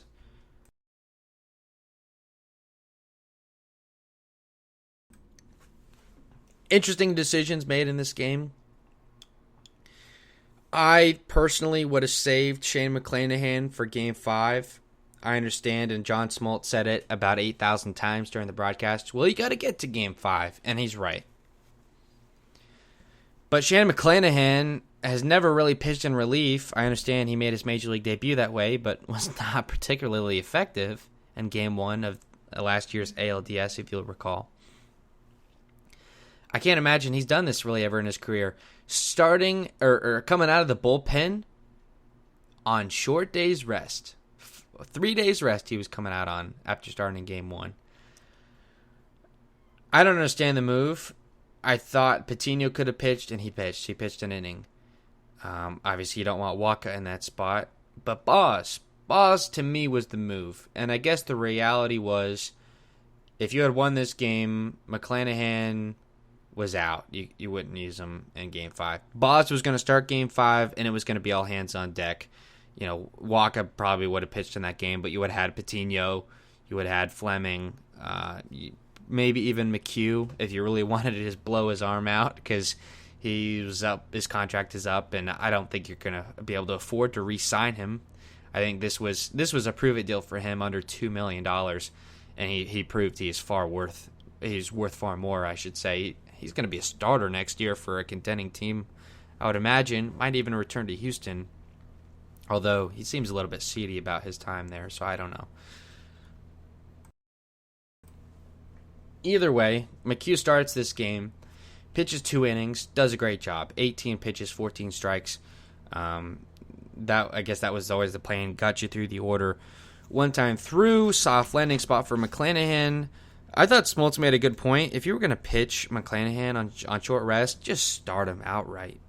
But because it just gets hairy, and I guess the advantage is you get him that soft landing spot, which ended up being the 8 and 9 hitters, the 8, 9, and 1 hitters in the third, and you almost got out of it. So let's start from the beginning. Eduardo Rodriguez goes for the Red Sox. You remember the guy that couldn't get out of the second in Game 1? Yeah, he only gave up a couple of runs, but still, I mean, was not getting strike calls, and anytime he put that 90-mile-an-hour, fastball in the zone, you were clobbering it. 5 innings, 2 runs allowed, and had retired the first 9 hitters to start the game. He was throwing a perfect game through 3 in an elimination game. G-Man Choi was not in the starting lineup. He had Jordan Luplow, righty on lefty. Austin Meadows was in the 7-hole. Your team leader in RBIs. Brandon Lau, who couldn't get a hit to save his life, 0 for 18 in these playoffs, half of those for strikeouts, and couldn't hit left-handed pitching the whole season, is batting third against a lefty in an elimination game. Just throwing that out there. Eduardo Rodriguez gets through 5, just 2 runs allowed, as I said. Going into the bottom of the third, the Rays hadn't got a base runner, McHugh comes out, McClanahan comes in. As I said, that soft landing spot gives up a leadoff single to Vasquez. By the way, I thought short rest didn't seem to affect him. I thought the velocity was there. The location suffered a little bit. The pitch selection to me was curious. I understand it's not a normal start, especially because this team had seen you, 2-3 games prior. You're not going to, just fastball slider first time through, then I'll mix it up. You got to throw everything at him. But to throw that many changeups, that's just not what he does. And maybe they weren't changeups. Maybe they were hung sliders. But whatever they were 90 miles an hour, and they did not move a whole lot. And a Red Sox team that smelt blood in the water, they made you pay for it. Leadoff single for Vasquez on a slider down and away that was well placed, and they did that a lot in the series. Pitches that were not strikes, that they were just punching through for singles. Leadoff single for the 8-man. You get Arroyo to fly out, and it seems like all is good. You walk Schwarber, first and second, 1 out. Then you get Kike to fly out to left. You're thinking, okay, first and second, 2 outs, 0-0 game. Hopefully we can get out of it, limit the damage, and maybe McClanahan can give us an inning or 2 more, maybe even more than that. We'll see. Rafael Devers comes to the plate, lefty on lefty matchup. If you'll recall in game 1, let's see, just so I can get this right, because it's important to get things right. In the first inning, McClanahan got 3 strikeouts. Devers, the final of those 3, you had a runner at second base in that situation to start game 1. 100-mile-an-hour fastball right down the heart of the plate, middle, and Devers, who was clearly hurt, and I think was still hurt on Monday, obviously, and still hurt today. He'll probably be hurt in the LCS. Just swung on and missed and looked bad doing it. In this spot, first and second, 2 outs, tie game, and the third gave him that same pitch at 98, right down the heart. And this is not necessarily criticism of McClanahan. This is the way the series goes. A pitch that you won with in game 1, in game 4 on the road facing elimination, 3-run homer. It's not a dagger, but it felt like one. 3-0 Red Sox. And the damage did not stop there. Bogarts single. Verdugo double off the monster on a changeup. Run scores, 4-0 Sox.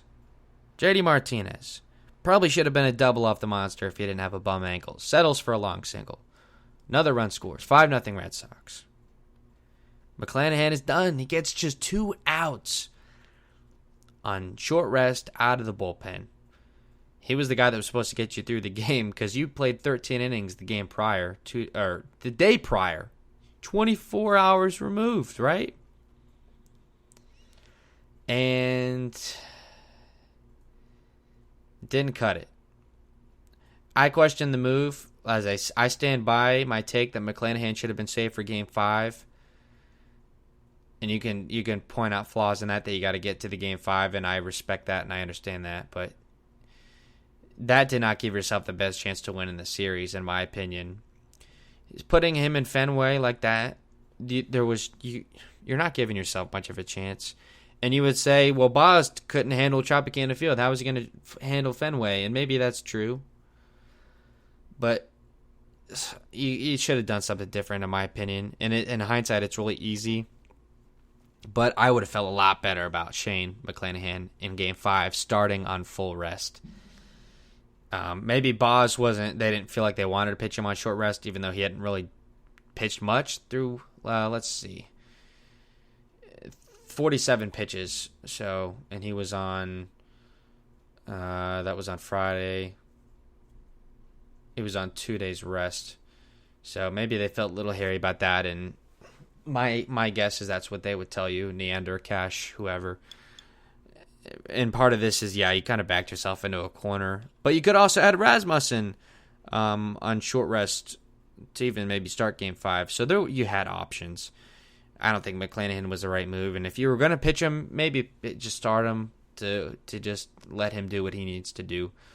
There was that footage of him just absolutely just wailing on a chair, just chucking it in the clubhouse or the visiting clubhouse. I don't know. I saw people reposting that like, oh yeah, he's going to be a Cy Young Award winner, 2 years from now. I don't know. I think he's going to be very good. I don't know why you want to point to that as why he's going to be good. That to me is a guy that the emotions got the better of him in that moment. I'm not trying to dog on a guy. He was the only guy who could get guys out in Game 1. That was the best they had pitched all series. And that fastball to Devers, not necessarily his fault. I think he's going to learn in his career, like Glasnow did, that you can't give good hitters fastballs in that location of the zone. But you can't blame him because it worked on that same guy just 4 days prior. And 5 runs in 2/3 of an inning. I thought the game was over. I mean, you play it out, you watch the game, you sit on the edge of your seat, and credit the Rays for fighting back. Shaggy gets you out of that inning, so you're down 5-0, limits the damage there. Let's see. Top of the fourth, leadoff single for Rosarina, and no one gives you anything. Lau strikes out there in that spot. Kittredge comes on to kind of put out the fire. Gives you 2 perfect innings, 6 up, 6 down, so that keeps the game close. And then in the 5th inning, you're able to get a run back. A double for Luplo, and you're able to kind of sacrifice him in a fly ball, tag up to third, ground ball, ground out, scoring from third, and that was the inning. They did the same exact thing in the 6th. Or no, they didn't. It was leadoff double for Kierme, kind of a bloop double, a fly out for a Rosarina, and then in a 5-1 game, boom! Wander Franco, the Wonderkind. 2-run homer over the monster again, I believe. Or maybe it was to right field. I don't recall. 5-3 Red Sox. In an elimination game, he cut the lead to 2. That was huge. I was into it. I loved it. Franco absolutely balled out in this series. It was awesome. And then Lau strikes out. And Cruz flies out to right. After that, you put in Patino, and basically 24 hours since he had given up that walk-off home run, he faces Christian Vazquez again. The Fenway Park crowd chants, "Who's your daddy?" And with 3 straight sliders, Patino strikes him out. That was a cool moment for sure. Keeps the game where it was at 5-3. Heading into the 7th. Choi pinch hits, strikes out, which just doesn't even seem real. You think in that spot, like you're guaranteed a walk because he's been perfect as a pinch hitter this year. One of those stats you had tucked away, and in a big moment, it doesn't pay off. That was really weird. And he was off in this series, that's for sure. Hit the home run, but in Game 4 just was uncharacteristic. Yandy flies out, Meadows grounds out, just kind of weak ground ball, whatever. Then in the 7th inning, you get into a little bit of some trouble.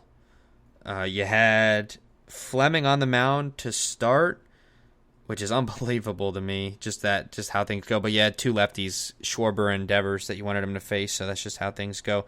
You get Schwarber to ground out, then a single to Hernandez, a single to Devers, runners at the corners in a 5-3 game. Cannot give up another run. Take Fleming out, put Fairbanks in. Fairbanks, miracle double play ball from Xander Bogaerts, who is the absolute Ray killer, best clutch hitter in this lineup. Could have put the game away right there and couldn't. With runners at the corners and 1 out, wanted to put the ball in play to get the runner from third. Probably put a little bit too much on it. If he had put less, if it was weaker, runner would have scored. Game definitely over there, I think. But you're able to get a double play. That's great. 8th inning, put up a run, and they do. They do. Exercising demons, man.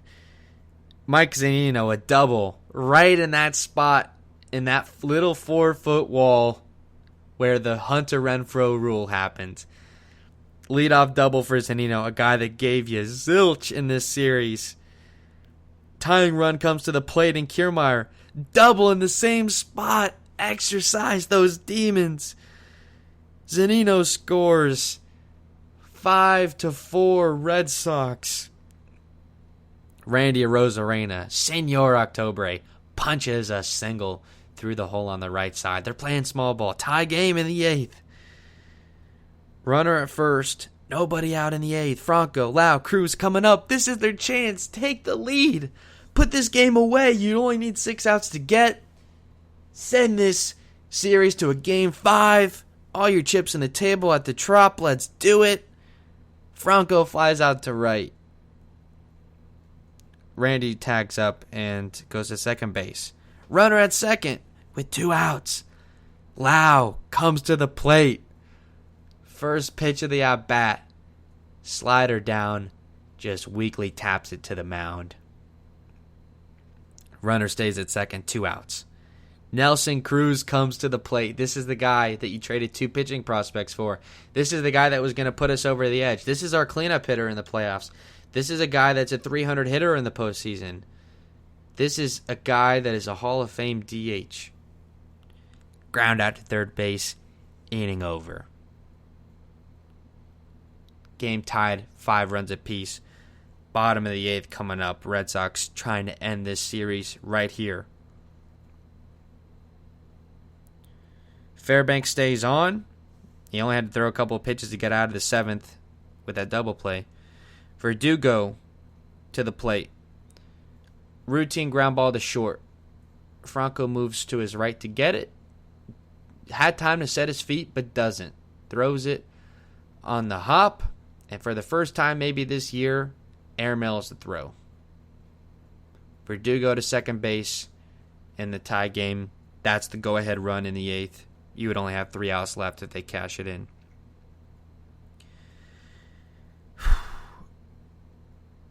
Martinez flies out to right. Hunter Renfroe comes to the plate. The one guy you don't want to see in this spot, right? Hunter Renfroe. He killed Jazzy Ray. He's killing you against the Rays. Cannot get away from this guy, it seems. Fly out to center. Kierme and Rosarina kind of come together in right center. Kierme, obviously, that's his ball. He gets it. Absolute laser to third base. Who is it? Verdugo slides in at third. Diaz gets the ball, puts the glove down. He's out. He's out. He's out. Upon further review, the ruling on the field stands. The runner is out at third base. Catch him out, throw him out, whatever you want to call it, double play. Game is tied going into the 9th. Can you believe what you're seeing? All of a sudden, I'm going from, I got to do a postmortem tonight, to, do you believe what you just saw as the leadoff, just as we did in Game 4 of the World Series? I am feeling it. This is our moment. We are coming back in this game. All we need is a run. Top of the 9th. Choi comes up. First pitch. Grounds it right to first base. That's weird, man. Something was weird about that. Choi was so good in those big moments. Taking pitches, working an at-bat. Has a great batting average on the first pitch when he swings at it. Grounds it out to third base. Schwarber is able to attack first base. Yandy Diaz, weak ground ball, out. Austin Meadows, weak fly ball, out. You're going to need extra innings to save your season, but you got to get there. Fairbanks had already gotten you 5 outs, 15 pitches. You got to save them for Game 5. Fire Rising comes on. And this is where they rip your heart out. The 8, 9, and 1 hitters come up with a chance to keep your season alive. Christian Vazquez. It's a leadoff single. Then the Red Sox do what they had only done twice in the regular season, I believe. Christian Arroyo, the 9-man, puts down a bunt. They do a hit and run with a bunt with their catcher running at first. The sacrifice play works to perfection. They almost didn't get the out at first. Fire Eisen didn't know where to go with the ball. You get the out at first and you continue. Bobby Dahlback had come into play first for Schwarber, and they decided to pinch hit Travis Shaw, who was a previous Red Sox postseason legend years ago, I believe. They had picked him up off waivers. This is his first at-bat, I believe, of the series, maybe his second. I don't know. I believe of the postseason. First of the series.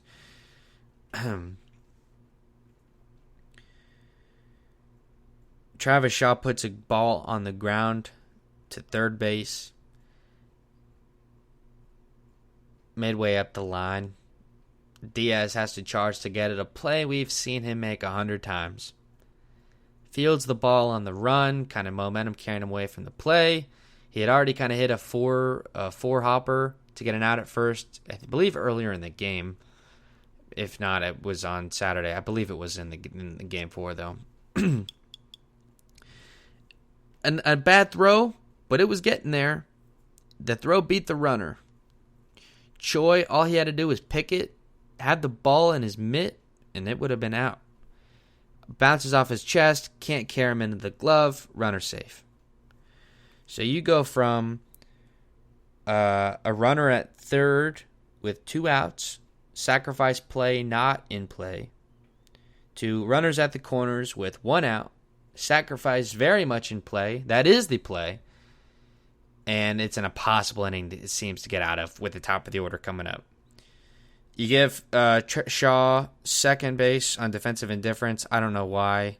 I guess I understand why, because you're playing sacrifice. You're not playing double play. And, Kike is trying to get it in the air anyway, and that's what he does. Anticlimactic, perhaps, but Enrique Hernandez hits a ball well. I thought it was getting out of the yard, but it wasn't even to the warning track. Meadows, I think he knew. I mean, he threw it home, but wasn't going to get there in time. They had a pinch runner, Danny Santana, at third, running for the catcher Vasquez. He tags, he scores. Red Sox walk it off in the ninth, 6-5 win. They win the series 3-1, and they advance to the American League Championship Series. They will play the Astros starting Game 1 in Houston on Friday. Rays season is over.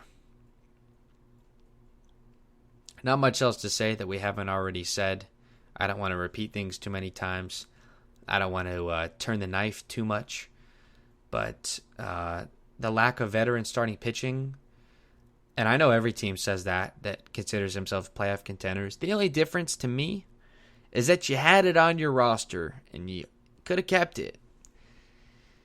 You literally could have just re-opt Morton. It wasn't like you had to convince him to re-sign. It was an option in his contract that he could have picked up. Morton lives here. He wanted to stay here.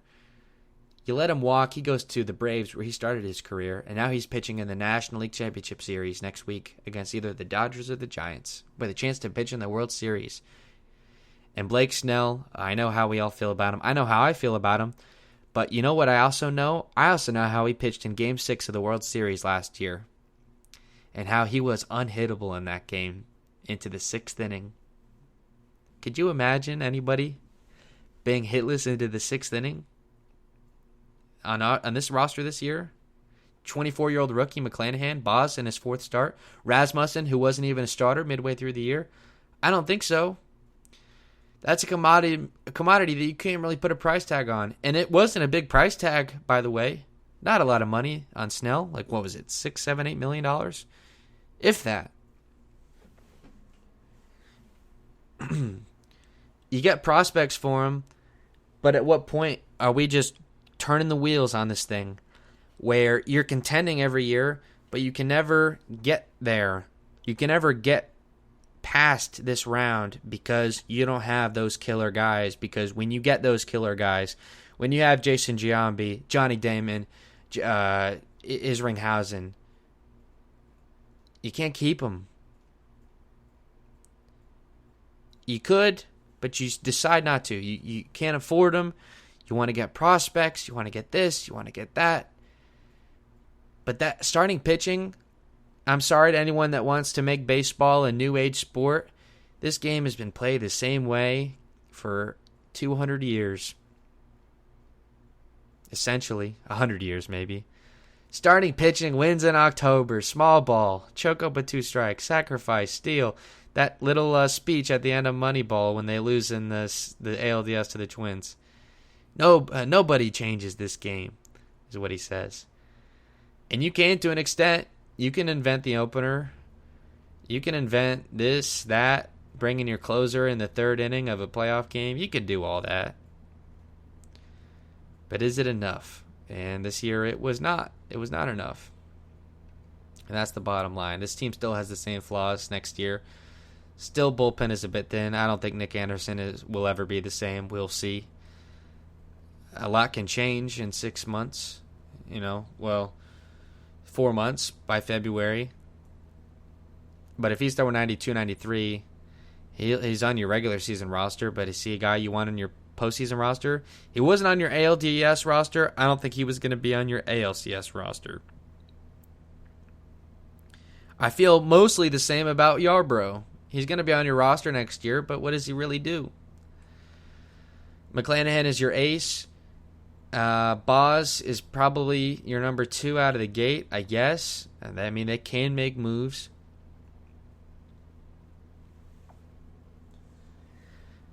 But to be a bit nihilistic, what does it mean?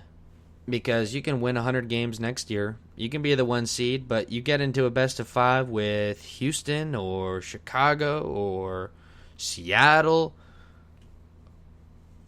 Can you win that series with what you've got? With Lau going 0 for 18 with 9 strikeouts in the playoffs this year. And Nelson Cruz, who you're not even probably going to keep, 3 for 17. With Mike Zunino, who you're probably not even going to be able to keep, 2 for 15, 133. With Meadows, your RBI leader, only getting 9 at-bats in the playoffs. Is that going to be enough to get you through that series? I think your core is flawed. Brandon Lau, a guy who now in his postseason career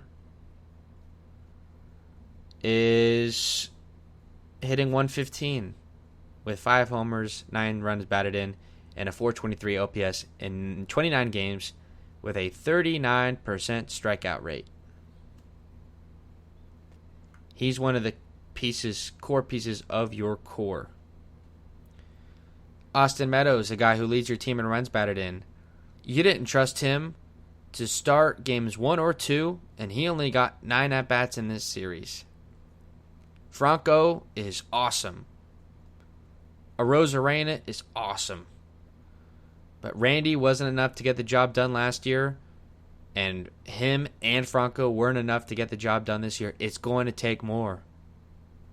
Who are those other guys? They tried to bring in someone in Cruz, and it didn't pan out. And you're only going to lose guys from here, I think. I don't know exactly where the payroll is headed, if they're going to expand or decrease.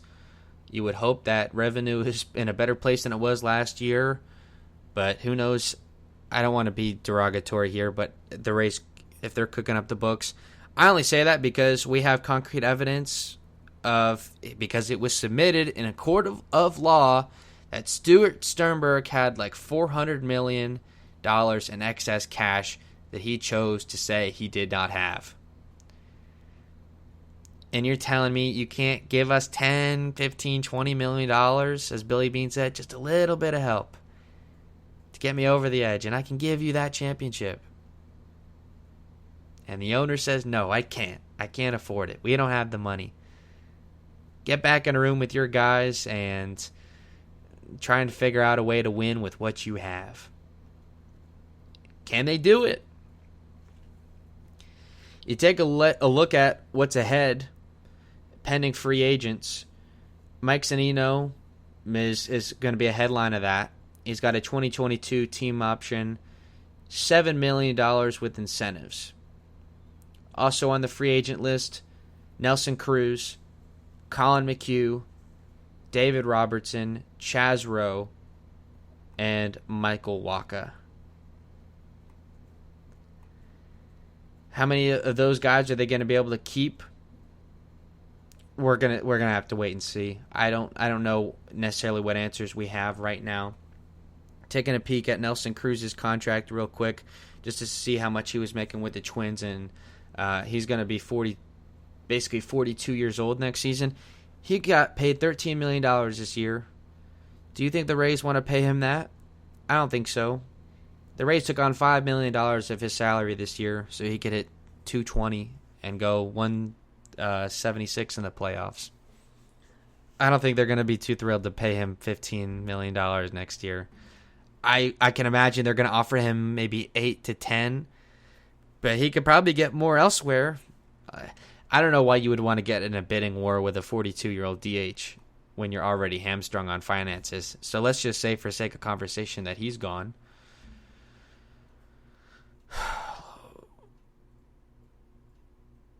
There's 5 other pitchers that you had on the 1-year deal. Chris Archer made $6.5 million. I don't think he's going to be worth that next year, but I don't think the Rays want to deal with it. We'll see. They may want to keep him on, but like I said, you're already in the red so much with him, I would let him walk.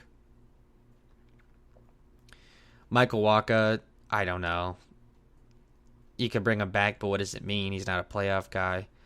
Colin McHugh, I don't think you're going to be able to keep. You paid him less than $2 million this year. He pitched out of his mind. He had a career year. I think he's going to be getting paid $8 to $10 million a year to start somewhere else. David Robertson, he pitched well. Like I said, this was a prove-it thing for him. Like McHugh, like Wacha, like Archer, like Rich Hill. It was a prove it thing. He hadn't pitched since like April of 2019 with a Tommy John and a rehab that went wrong. But he pitched awesome, including in the playoffs. He was a setup man for Mariano Rivera in New York. You think you're going to be able to keep him at a rate you can afford, even at his age? I don't think so. You got guys like Chaz Rowe, Oliver Drake, etc. that you can keep, and that's fine. But what does it mean? You don't have that closer. Jose Alvarado is gone. Diego Castillo is gone. Nick Anderson is not the same guy he was. This bullpen that we used to know and count on is not here anymore. You don't have a closer. You don't have a high leverage guy. I don't think it's responsible to count on an Andrew Kittredge to pitch to an ERA under 2 next year and stay healthy doing it with his 97-mile-an-hour velocity coming off of a miracle injury that didn't require Tommy John surgery, that's somehow sustainable. Then you've got Tyler Glasnow. Spot Track has him projected to make $5.8 million in arbitration this year. He's not going to pitch this year with Tommy John surgery. He may not even be able to pitch to start 2023, and he would likely get the same amount in arbitration. So are you going to pay him $6 million not to pitch next year? Are you going to pay him $6 million 2 years from now to maybe pitch? I don't think so. He was your ace this year. You probably trade him, and yeah, maybe you get something for him. But what is it? Is it a guy that can start right now? Is it a closer? Is it a key bat? Probably not. How many teams are going to give up a real legitimate piece for a guy that's not going to pitch for them next year that they have to pay $6 million? And that's to nobody's fault. It's to Rob Manfred's fault. I think we should point a finger at him because that's why Glasnow is hurt. I can feel comfortable saying that. Glasnow himself can feel comfortable saying that. But that doesn't really matter now. So he's probably gone. You can re-sign him and to avoid arbitration. And he seems somewhat receptive to staying. But he's a smart guy. He knows he can get $6 million in arbitration not to pitch. Why is he going to take less? Because if you sign him, he's not going to agree to a deal less than that. So what, are you going to pay him more than $6 not to pitch? I don't think so. And by the way, Nick Anderson is an arbitration player. Also, other pitchers in arbitration. Jalen Beeks, Yanni Chirinos, both of those guys, Tommy John, that will probably be ready for next year. And those two guys do make a difference back in the mix. Adam Conley, who I believe is projected to make $1 million. Oliver Drake, Andrew Kittredge. Kittredge, by the way, not going to be cheap. Cody Reed off of Tommy John. Jeffrey Springs off of torn ACL. Matt Whistler. Yes, that Matt Whistler. Ryan Yarbrough. And then also arbitration on the position player side. G-Man Choi. Yandy Diaz. Jordan Luplow. Joey Wendell. Manuel Margot. Austin Meadows, who you still have not re-signed. Brett Phillips. And Francisco Mejia, who was one of the key pieces, well, maybe not, of that Blake Snell trade. One of the 4 pieces of it. And your highest paid player, Kevin Kierme. He's on the books for $12 million next year. A $13 million option for 2023 with a $2.5 million buyout, so that's not a big deal. I imagine you probably just keep him next year, and depending on where you're at, you either keep him again or you buy him out. I don't think they trade him at this point. If they were going to trade him, they would have already traded him. When they got Brett Phillips, I thought they were going to trade Kiermaier, and they haven't. He's the best center fielder in baseball. I still hold. Those diving plays and that throw in Game 4 to get the runner out at third base. Who was it?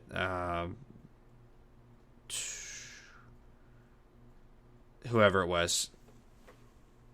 To save that game, that was incredible.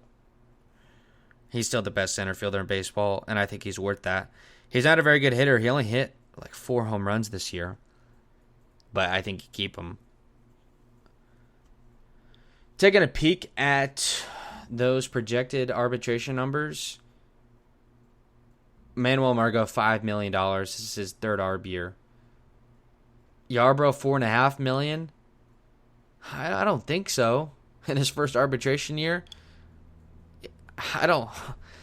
30 years old, Ryan Yarbrough, $4.5 million, really? Joey Wendell, $4.5 million.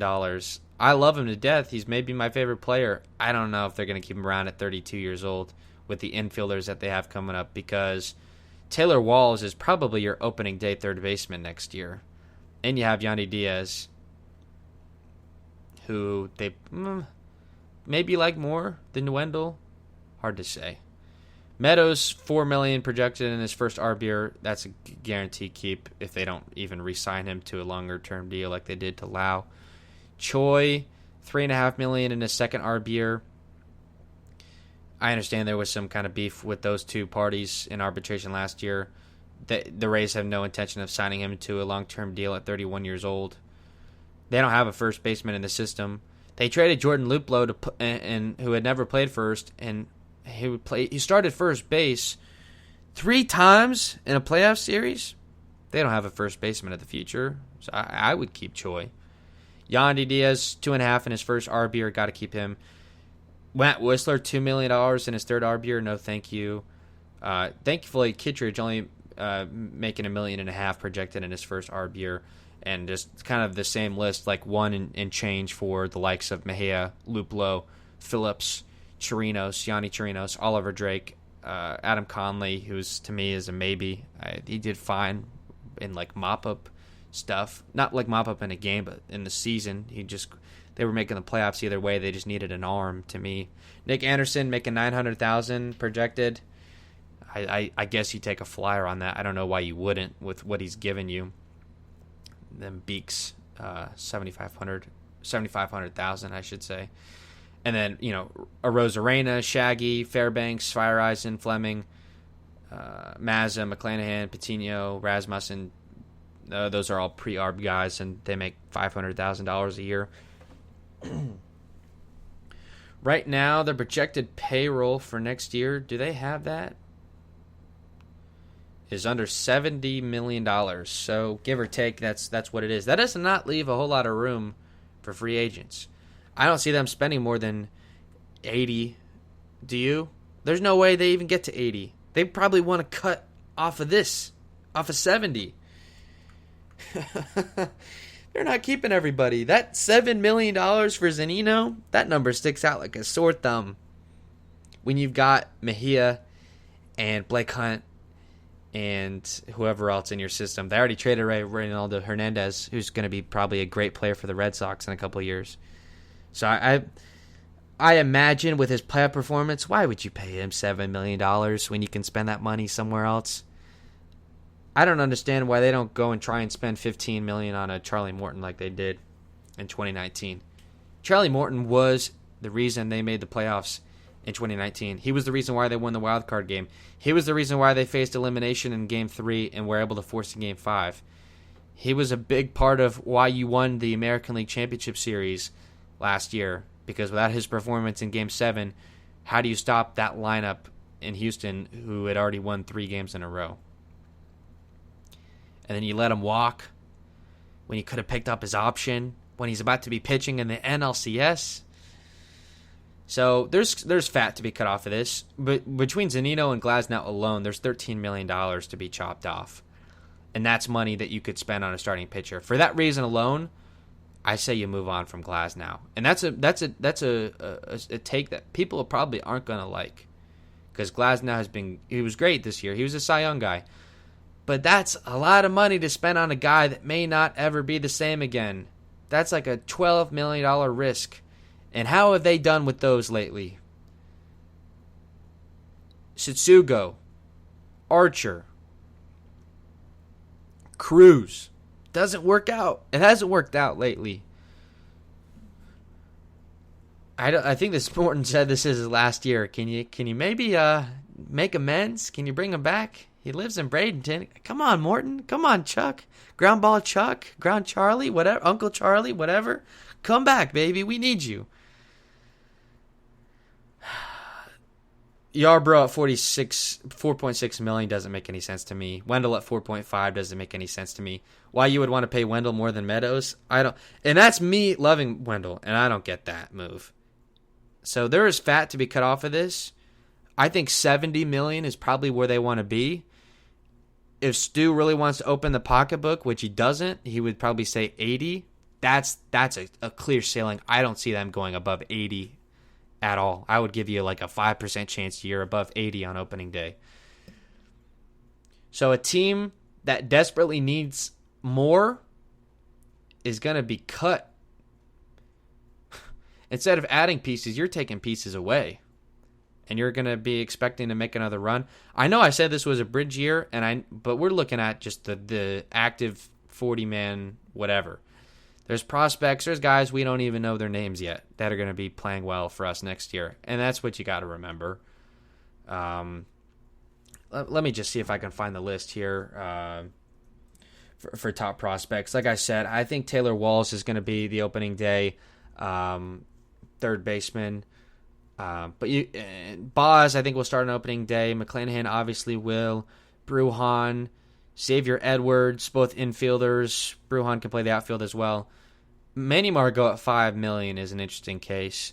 You only gave up Emilio Pagan to get him, so I could see them cutting ties on that. Josh Lowe, who made his debut this year, an outfielder. Those are all guys that are going to be ready to come up. Tommy Romero, a pitcher at AAA. Brent Honeywell is going to be in the mix next year. Is that enough? That's the question. And I can't answer it right now because we don't know. We have no way of knowing. We're really just going to have to wait and see. And that's what I would tell you. But it'll be interesting to watch the moves because I think it's tough to lose a series that you shouldn't have lost in 4 games, including losing 3 straight, and then getting news that you're cutting this guy. You're not picking up Sedino's option. You're trading Glasnow for a bucket of bubble gum. Because when you have arbitration, I think you have to pay that amount. You can't just say, I'm not going to pay it. Yarbrough at 4.6, I don't see it. He hasn't shown you anything, I don't think. You're going to pay $4.6 million for a guy that you can't even start in a big game? I don't think so. And Joey Wendell at 4.5, I think he walks. Choi maybe walks. We'll see at 3.5. So right at the 2-hour mark, that's it for this portion of the show. And the last thing I wanted to discuss was the feature of this program. People that we've had listening from day one. I'll just give a quick shout out to everybody. Seth in Los Angeles, first and foremost. Steven in North Carolina, I believe maybe was our first caller. Sebastian in Canada, haven't heard from him in a while, but he was a caller a lot last year. Also our friend Bucks Rays Bolts. We've had other callers calling a couple of times here and there. Friends of the program have helped me, have just even support listening, anyone who's listened. My dad also keeping the lights on in the WHBC studio. I love you, Dad. Big thanks to everyone that has kept this show on the air for the 2 seasons that it's been, and it's been a great 2 seasons. There's been times where I went back and listened to my first show. It was, the Friday of Super Bowl Sunday of 2020. This is pre-COVID, and this is like the first live show I ever did, and I was 17, about to go off to college in 6 months or so. And it's wild how far I've come. I mean, it was at first it was just an overall sports show.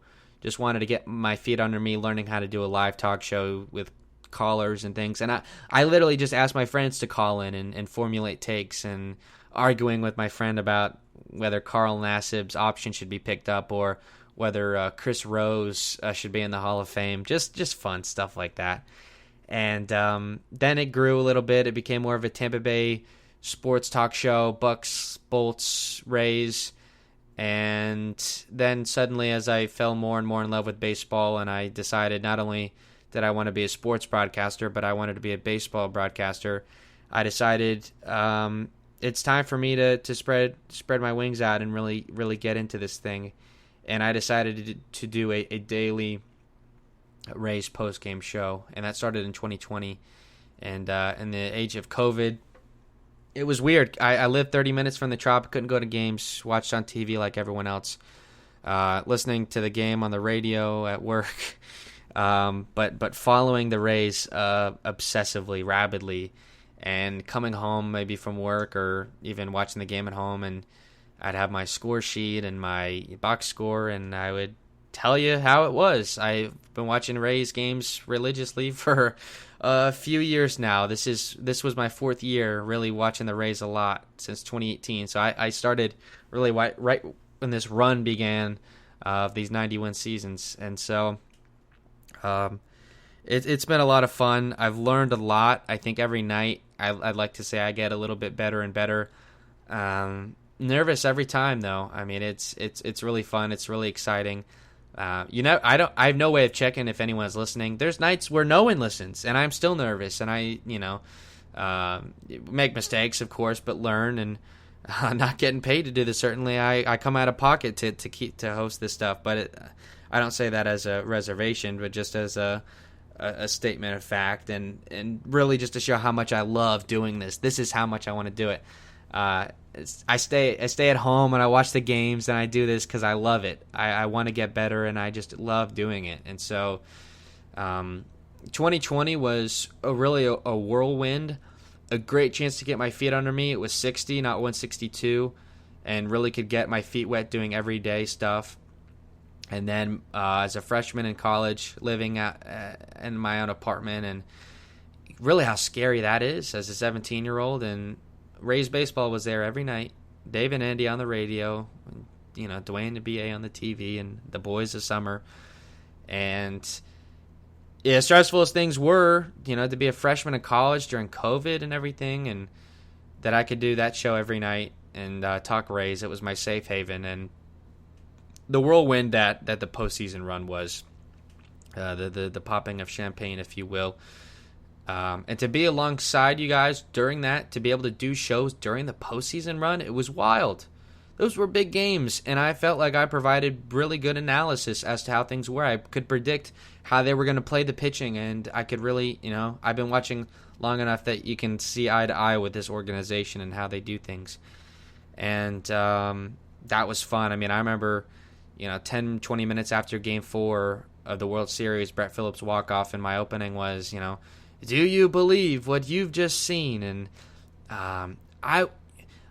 if you want to hear, and I go back and listen to it, I was so excited during that show, and one of the only times I've really just been elated on air, and that was so much fun. And it was gut-wrenching, that Game 6 loss, and we talked about it. We hashed it out. We had the most callers we've ever had that night, as you would expect, people voicing their opinion.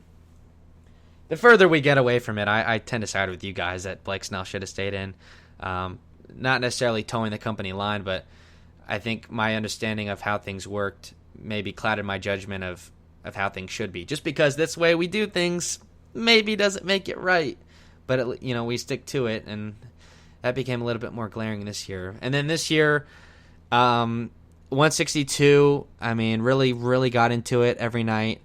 Had a couple of stoppages, just moving around, going home for the summer, here, there, everywhere. And then in August, I believe early August, we stopped. And I apologize that I wasn't more clear on kind of my plans, but I wasn't even clear of my plans. Moving back up to school in a non-COVID year where more things are available, going out and meeting friends.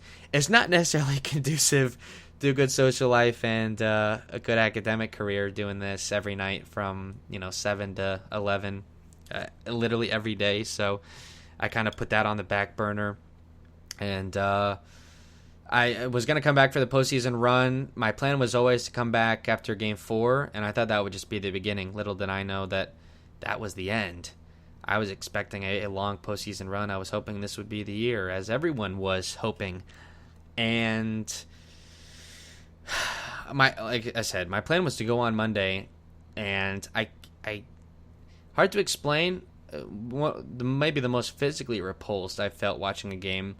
Like, I felt like I was going to throw up. It really felt like my stomach was tied in a knot during that ninth inning, watching Fire Eisen trying to get us out of another jam and watching our guys strike out in another extra inning. It was just it kills you to watch, because I typically tend to be pessimistic as a sports fan. I really thought this was a runaway series, and it probably should have been. You handle Game 2 differently. This is a different series. And we hashed that out, and I have to say, this show was very therapeutic for me. I didn't go on the air Monday because I wanted to take some time and think. I thought I was going to be able to mourn the season. I really haven't been able to. It's a really tough loss to shake because of what I've expressed tonight, that for the first time, this is the first time I felt as a Rays fan that maybe this isn't going to work. And when that doubt starts to creep in, that's a scary thought, because all of a sudden you're like, what are we doing? 2019 was borrowed time. 2020, we just took the world by storm, and it seemed like the world was our oyster. And even though I called it, this was a bridge year, we were kind of gluing stuff together, because the prospects that we have a rich system, but it's guys that are taking a little bit of time. It hadn't really lined up yet. Franco came up a little earlier than I thought. But next year, with him in a full season, Randy with more experience, whatever kind of crazy roster moves they're going to make, whether they're right or wrong, this offseason is going to be interesting to see who gets moved and who doesn't. And so this kind of helped me a little bit. I'm still concerned, and I'm still a little bit questioning what we're doing here if we can't win the whole thing. But when I get off the air tonight, I'm going to watch Moneyball again, and I'm going to kind of sit down and think about things. And anyone else that's listening that's kind of like, well, what are we doing? Give Moneyball a watch. The movie has a whole new different meaning for me after Monday, more of a negative than anything, but it kind of helps you get a perspective as to where things are and maybe appreciate what you have, because we shouldn't even be here. This is not a team that should win 100 games with the disadvantage that we have, and we do. And maybe, to be philosophical, maybe that's the beauty of it. Maybe that is the goal, to just shock. Maybe this is shocking the world. Maybe it's not a World Series ring. We may never get it. Oakland has been doing this for 20 years, and they're still looking for that championship ring. Billy Beane is still searching for that title. And it could be the same way for us. I don't know. I hope not. But this core looks like it's got problems. I don't know how you fix it. Like, I don't know if Lau and Meadows are the guys. I know Randy is the guy. I know Franco is the guy already. But do I know if Vidal Brujan is the guy? Do I know if Josh Lowe is the guy? Do I know if Cole Wilcox? Do I know if Blake Hunt is the guy? You have no idea. Greg Jones? Shane Baz even? You have no idea. You won't know. Just like in 2018, we didn't know if Meadows or Lau was going to be anything. And they have been. Maybe not in the playoffs, though. And that's the problem. And we'll see. They're going to have a great year next year. They're going to win 90 to 100 games. And they're going to do a lot of great stuff. And it's going to be what they do for the first week of October and beyond that will define what they are. And I look forward to it. A little bit of an update on me as I'm a sophomore at FSU, as I continue along my sports broadcasting career, as I alluded to, now that we're in creeping out of this COVID era and more things are able to be done for college kids, because that's why we're here, to do things. I'm working with the school radio station now on everyone there is a volunteer basis. WVFS Tallahassee, 89.7 FM. If anyone listening is around here, definitely listen to it. It's a great 24/7, 365 station, music, sports, news, everything. There's a weekly show from 7 to 8 called Tomahawk Talk. Definitely check that out. It's mostly FSU sports, but we talk everything. You'll be hearing me talk baseball the next couple of weeks, breaking down the Rays loss if I get a couple minutes and just all the games going on. And they're doing some podcasts and with the sports department that I'll probably be getting involved with too. So that's my first thing. And then if you're asking me what's next, if it's with FSU baseball this spring, if it's with a minor league baseball club this summer, I mean, there's 3 or 4 around where I live during the summer in the Clearwater, St. Pete area.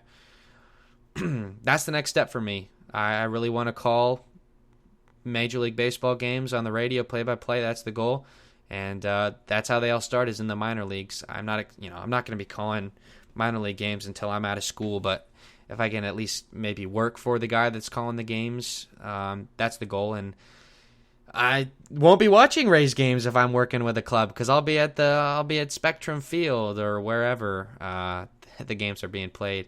Even going on the road, who knows? So that's the next step for me. And the more I talk about it out loud, the more it seems like this might be the end of this program. But I want to keep the door open as just to how things go. I really feel like I've gotten a lot out of this. I feel like I can very competently do post-game programming. I even dabbled in pre-game programs as well. So I feel like this has really done its job in helping me improve in that area, and that I feel like I can go out and do it at an effective professional level. I can take calls. I can run a board to an extent and run a show and all those things. So I've enjoyed doing it, but I think it might be time to move on. I'll still be around. Obviously, the Rays are probably my favorite sports team. I love them to death, and they mean a lot to me. So that's why I care so much. That's why I do this mainly. It's great that you can do this for a team that you really like, and who knows? I could be calling Rays games one day. That would be really cool. So I'll be around. Definitely, I'll be during the off season. Maybe even do some spring training stuff. February is when FSU baseball starts, though, and I would like to be more involved, so that might take things up. I haven't been great with communicating with you guys, so I will try and do better. Twitter, at WHBC official. Also, at FSU Sportscaster. That's my more personal account. That Tomahawk Talk and all that stuff is on there, and if you want to keep up with me and my projects, I know I've got lots of people that I've met through this program that, if you're interested in following me, where I go, I listen, the guy that's calling big league games, I listened to him when he was 17 doing Rays post game. So I could be that guy. I could be the next Joe Buck or whoever, you never know. So, signing off until I don't know when. It has certainly been an interesting season. Again, thank you to all the people I've mentioned that keep the show running and that support me doing this show.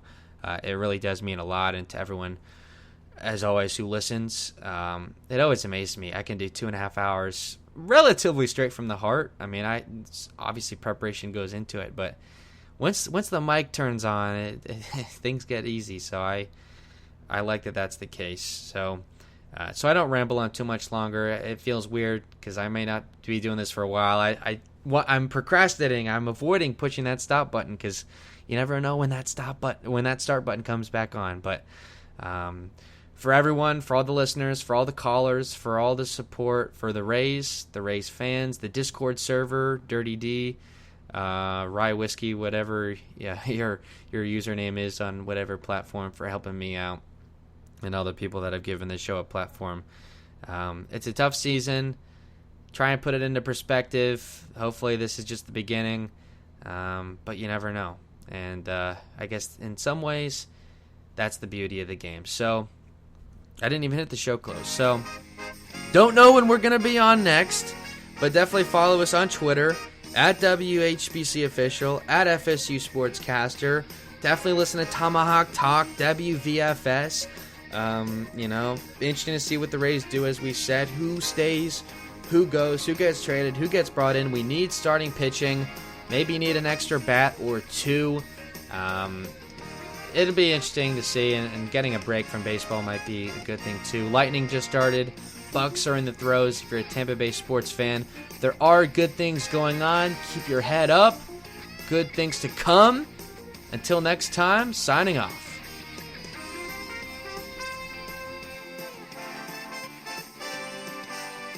Sports Radio 101.9 FM and Sports Radio 66. The Fan. HBC. W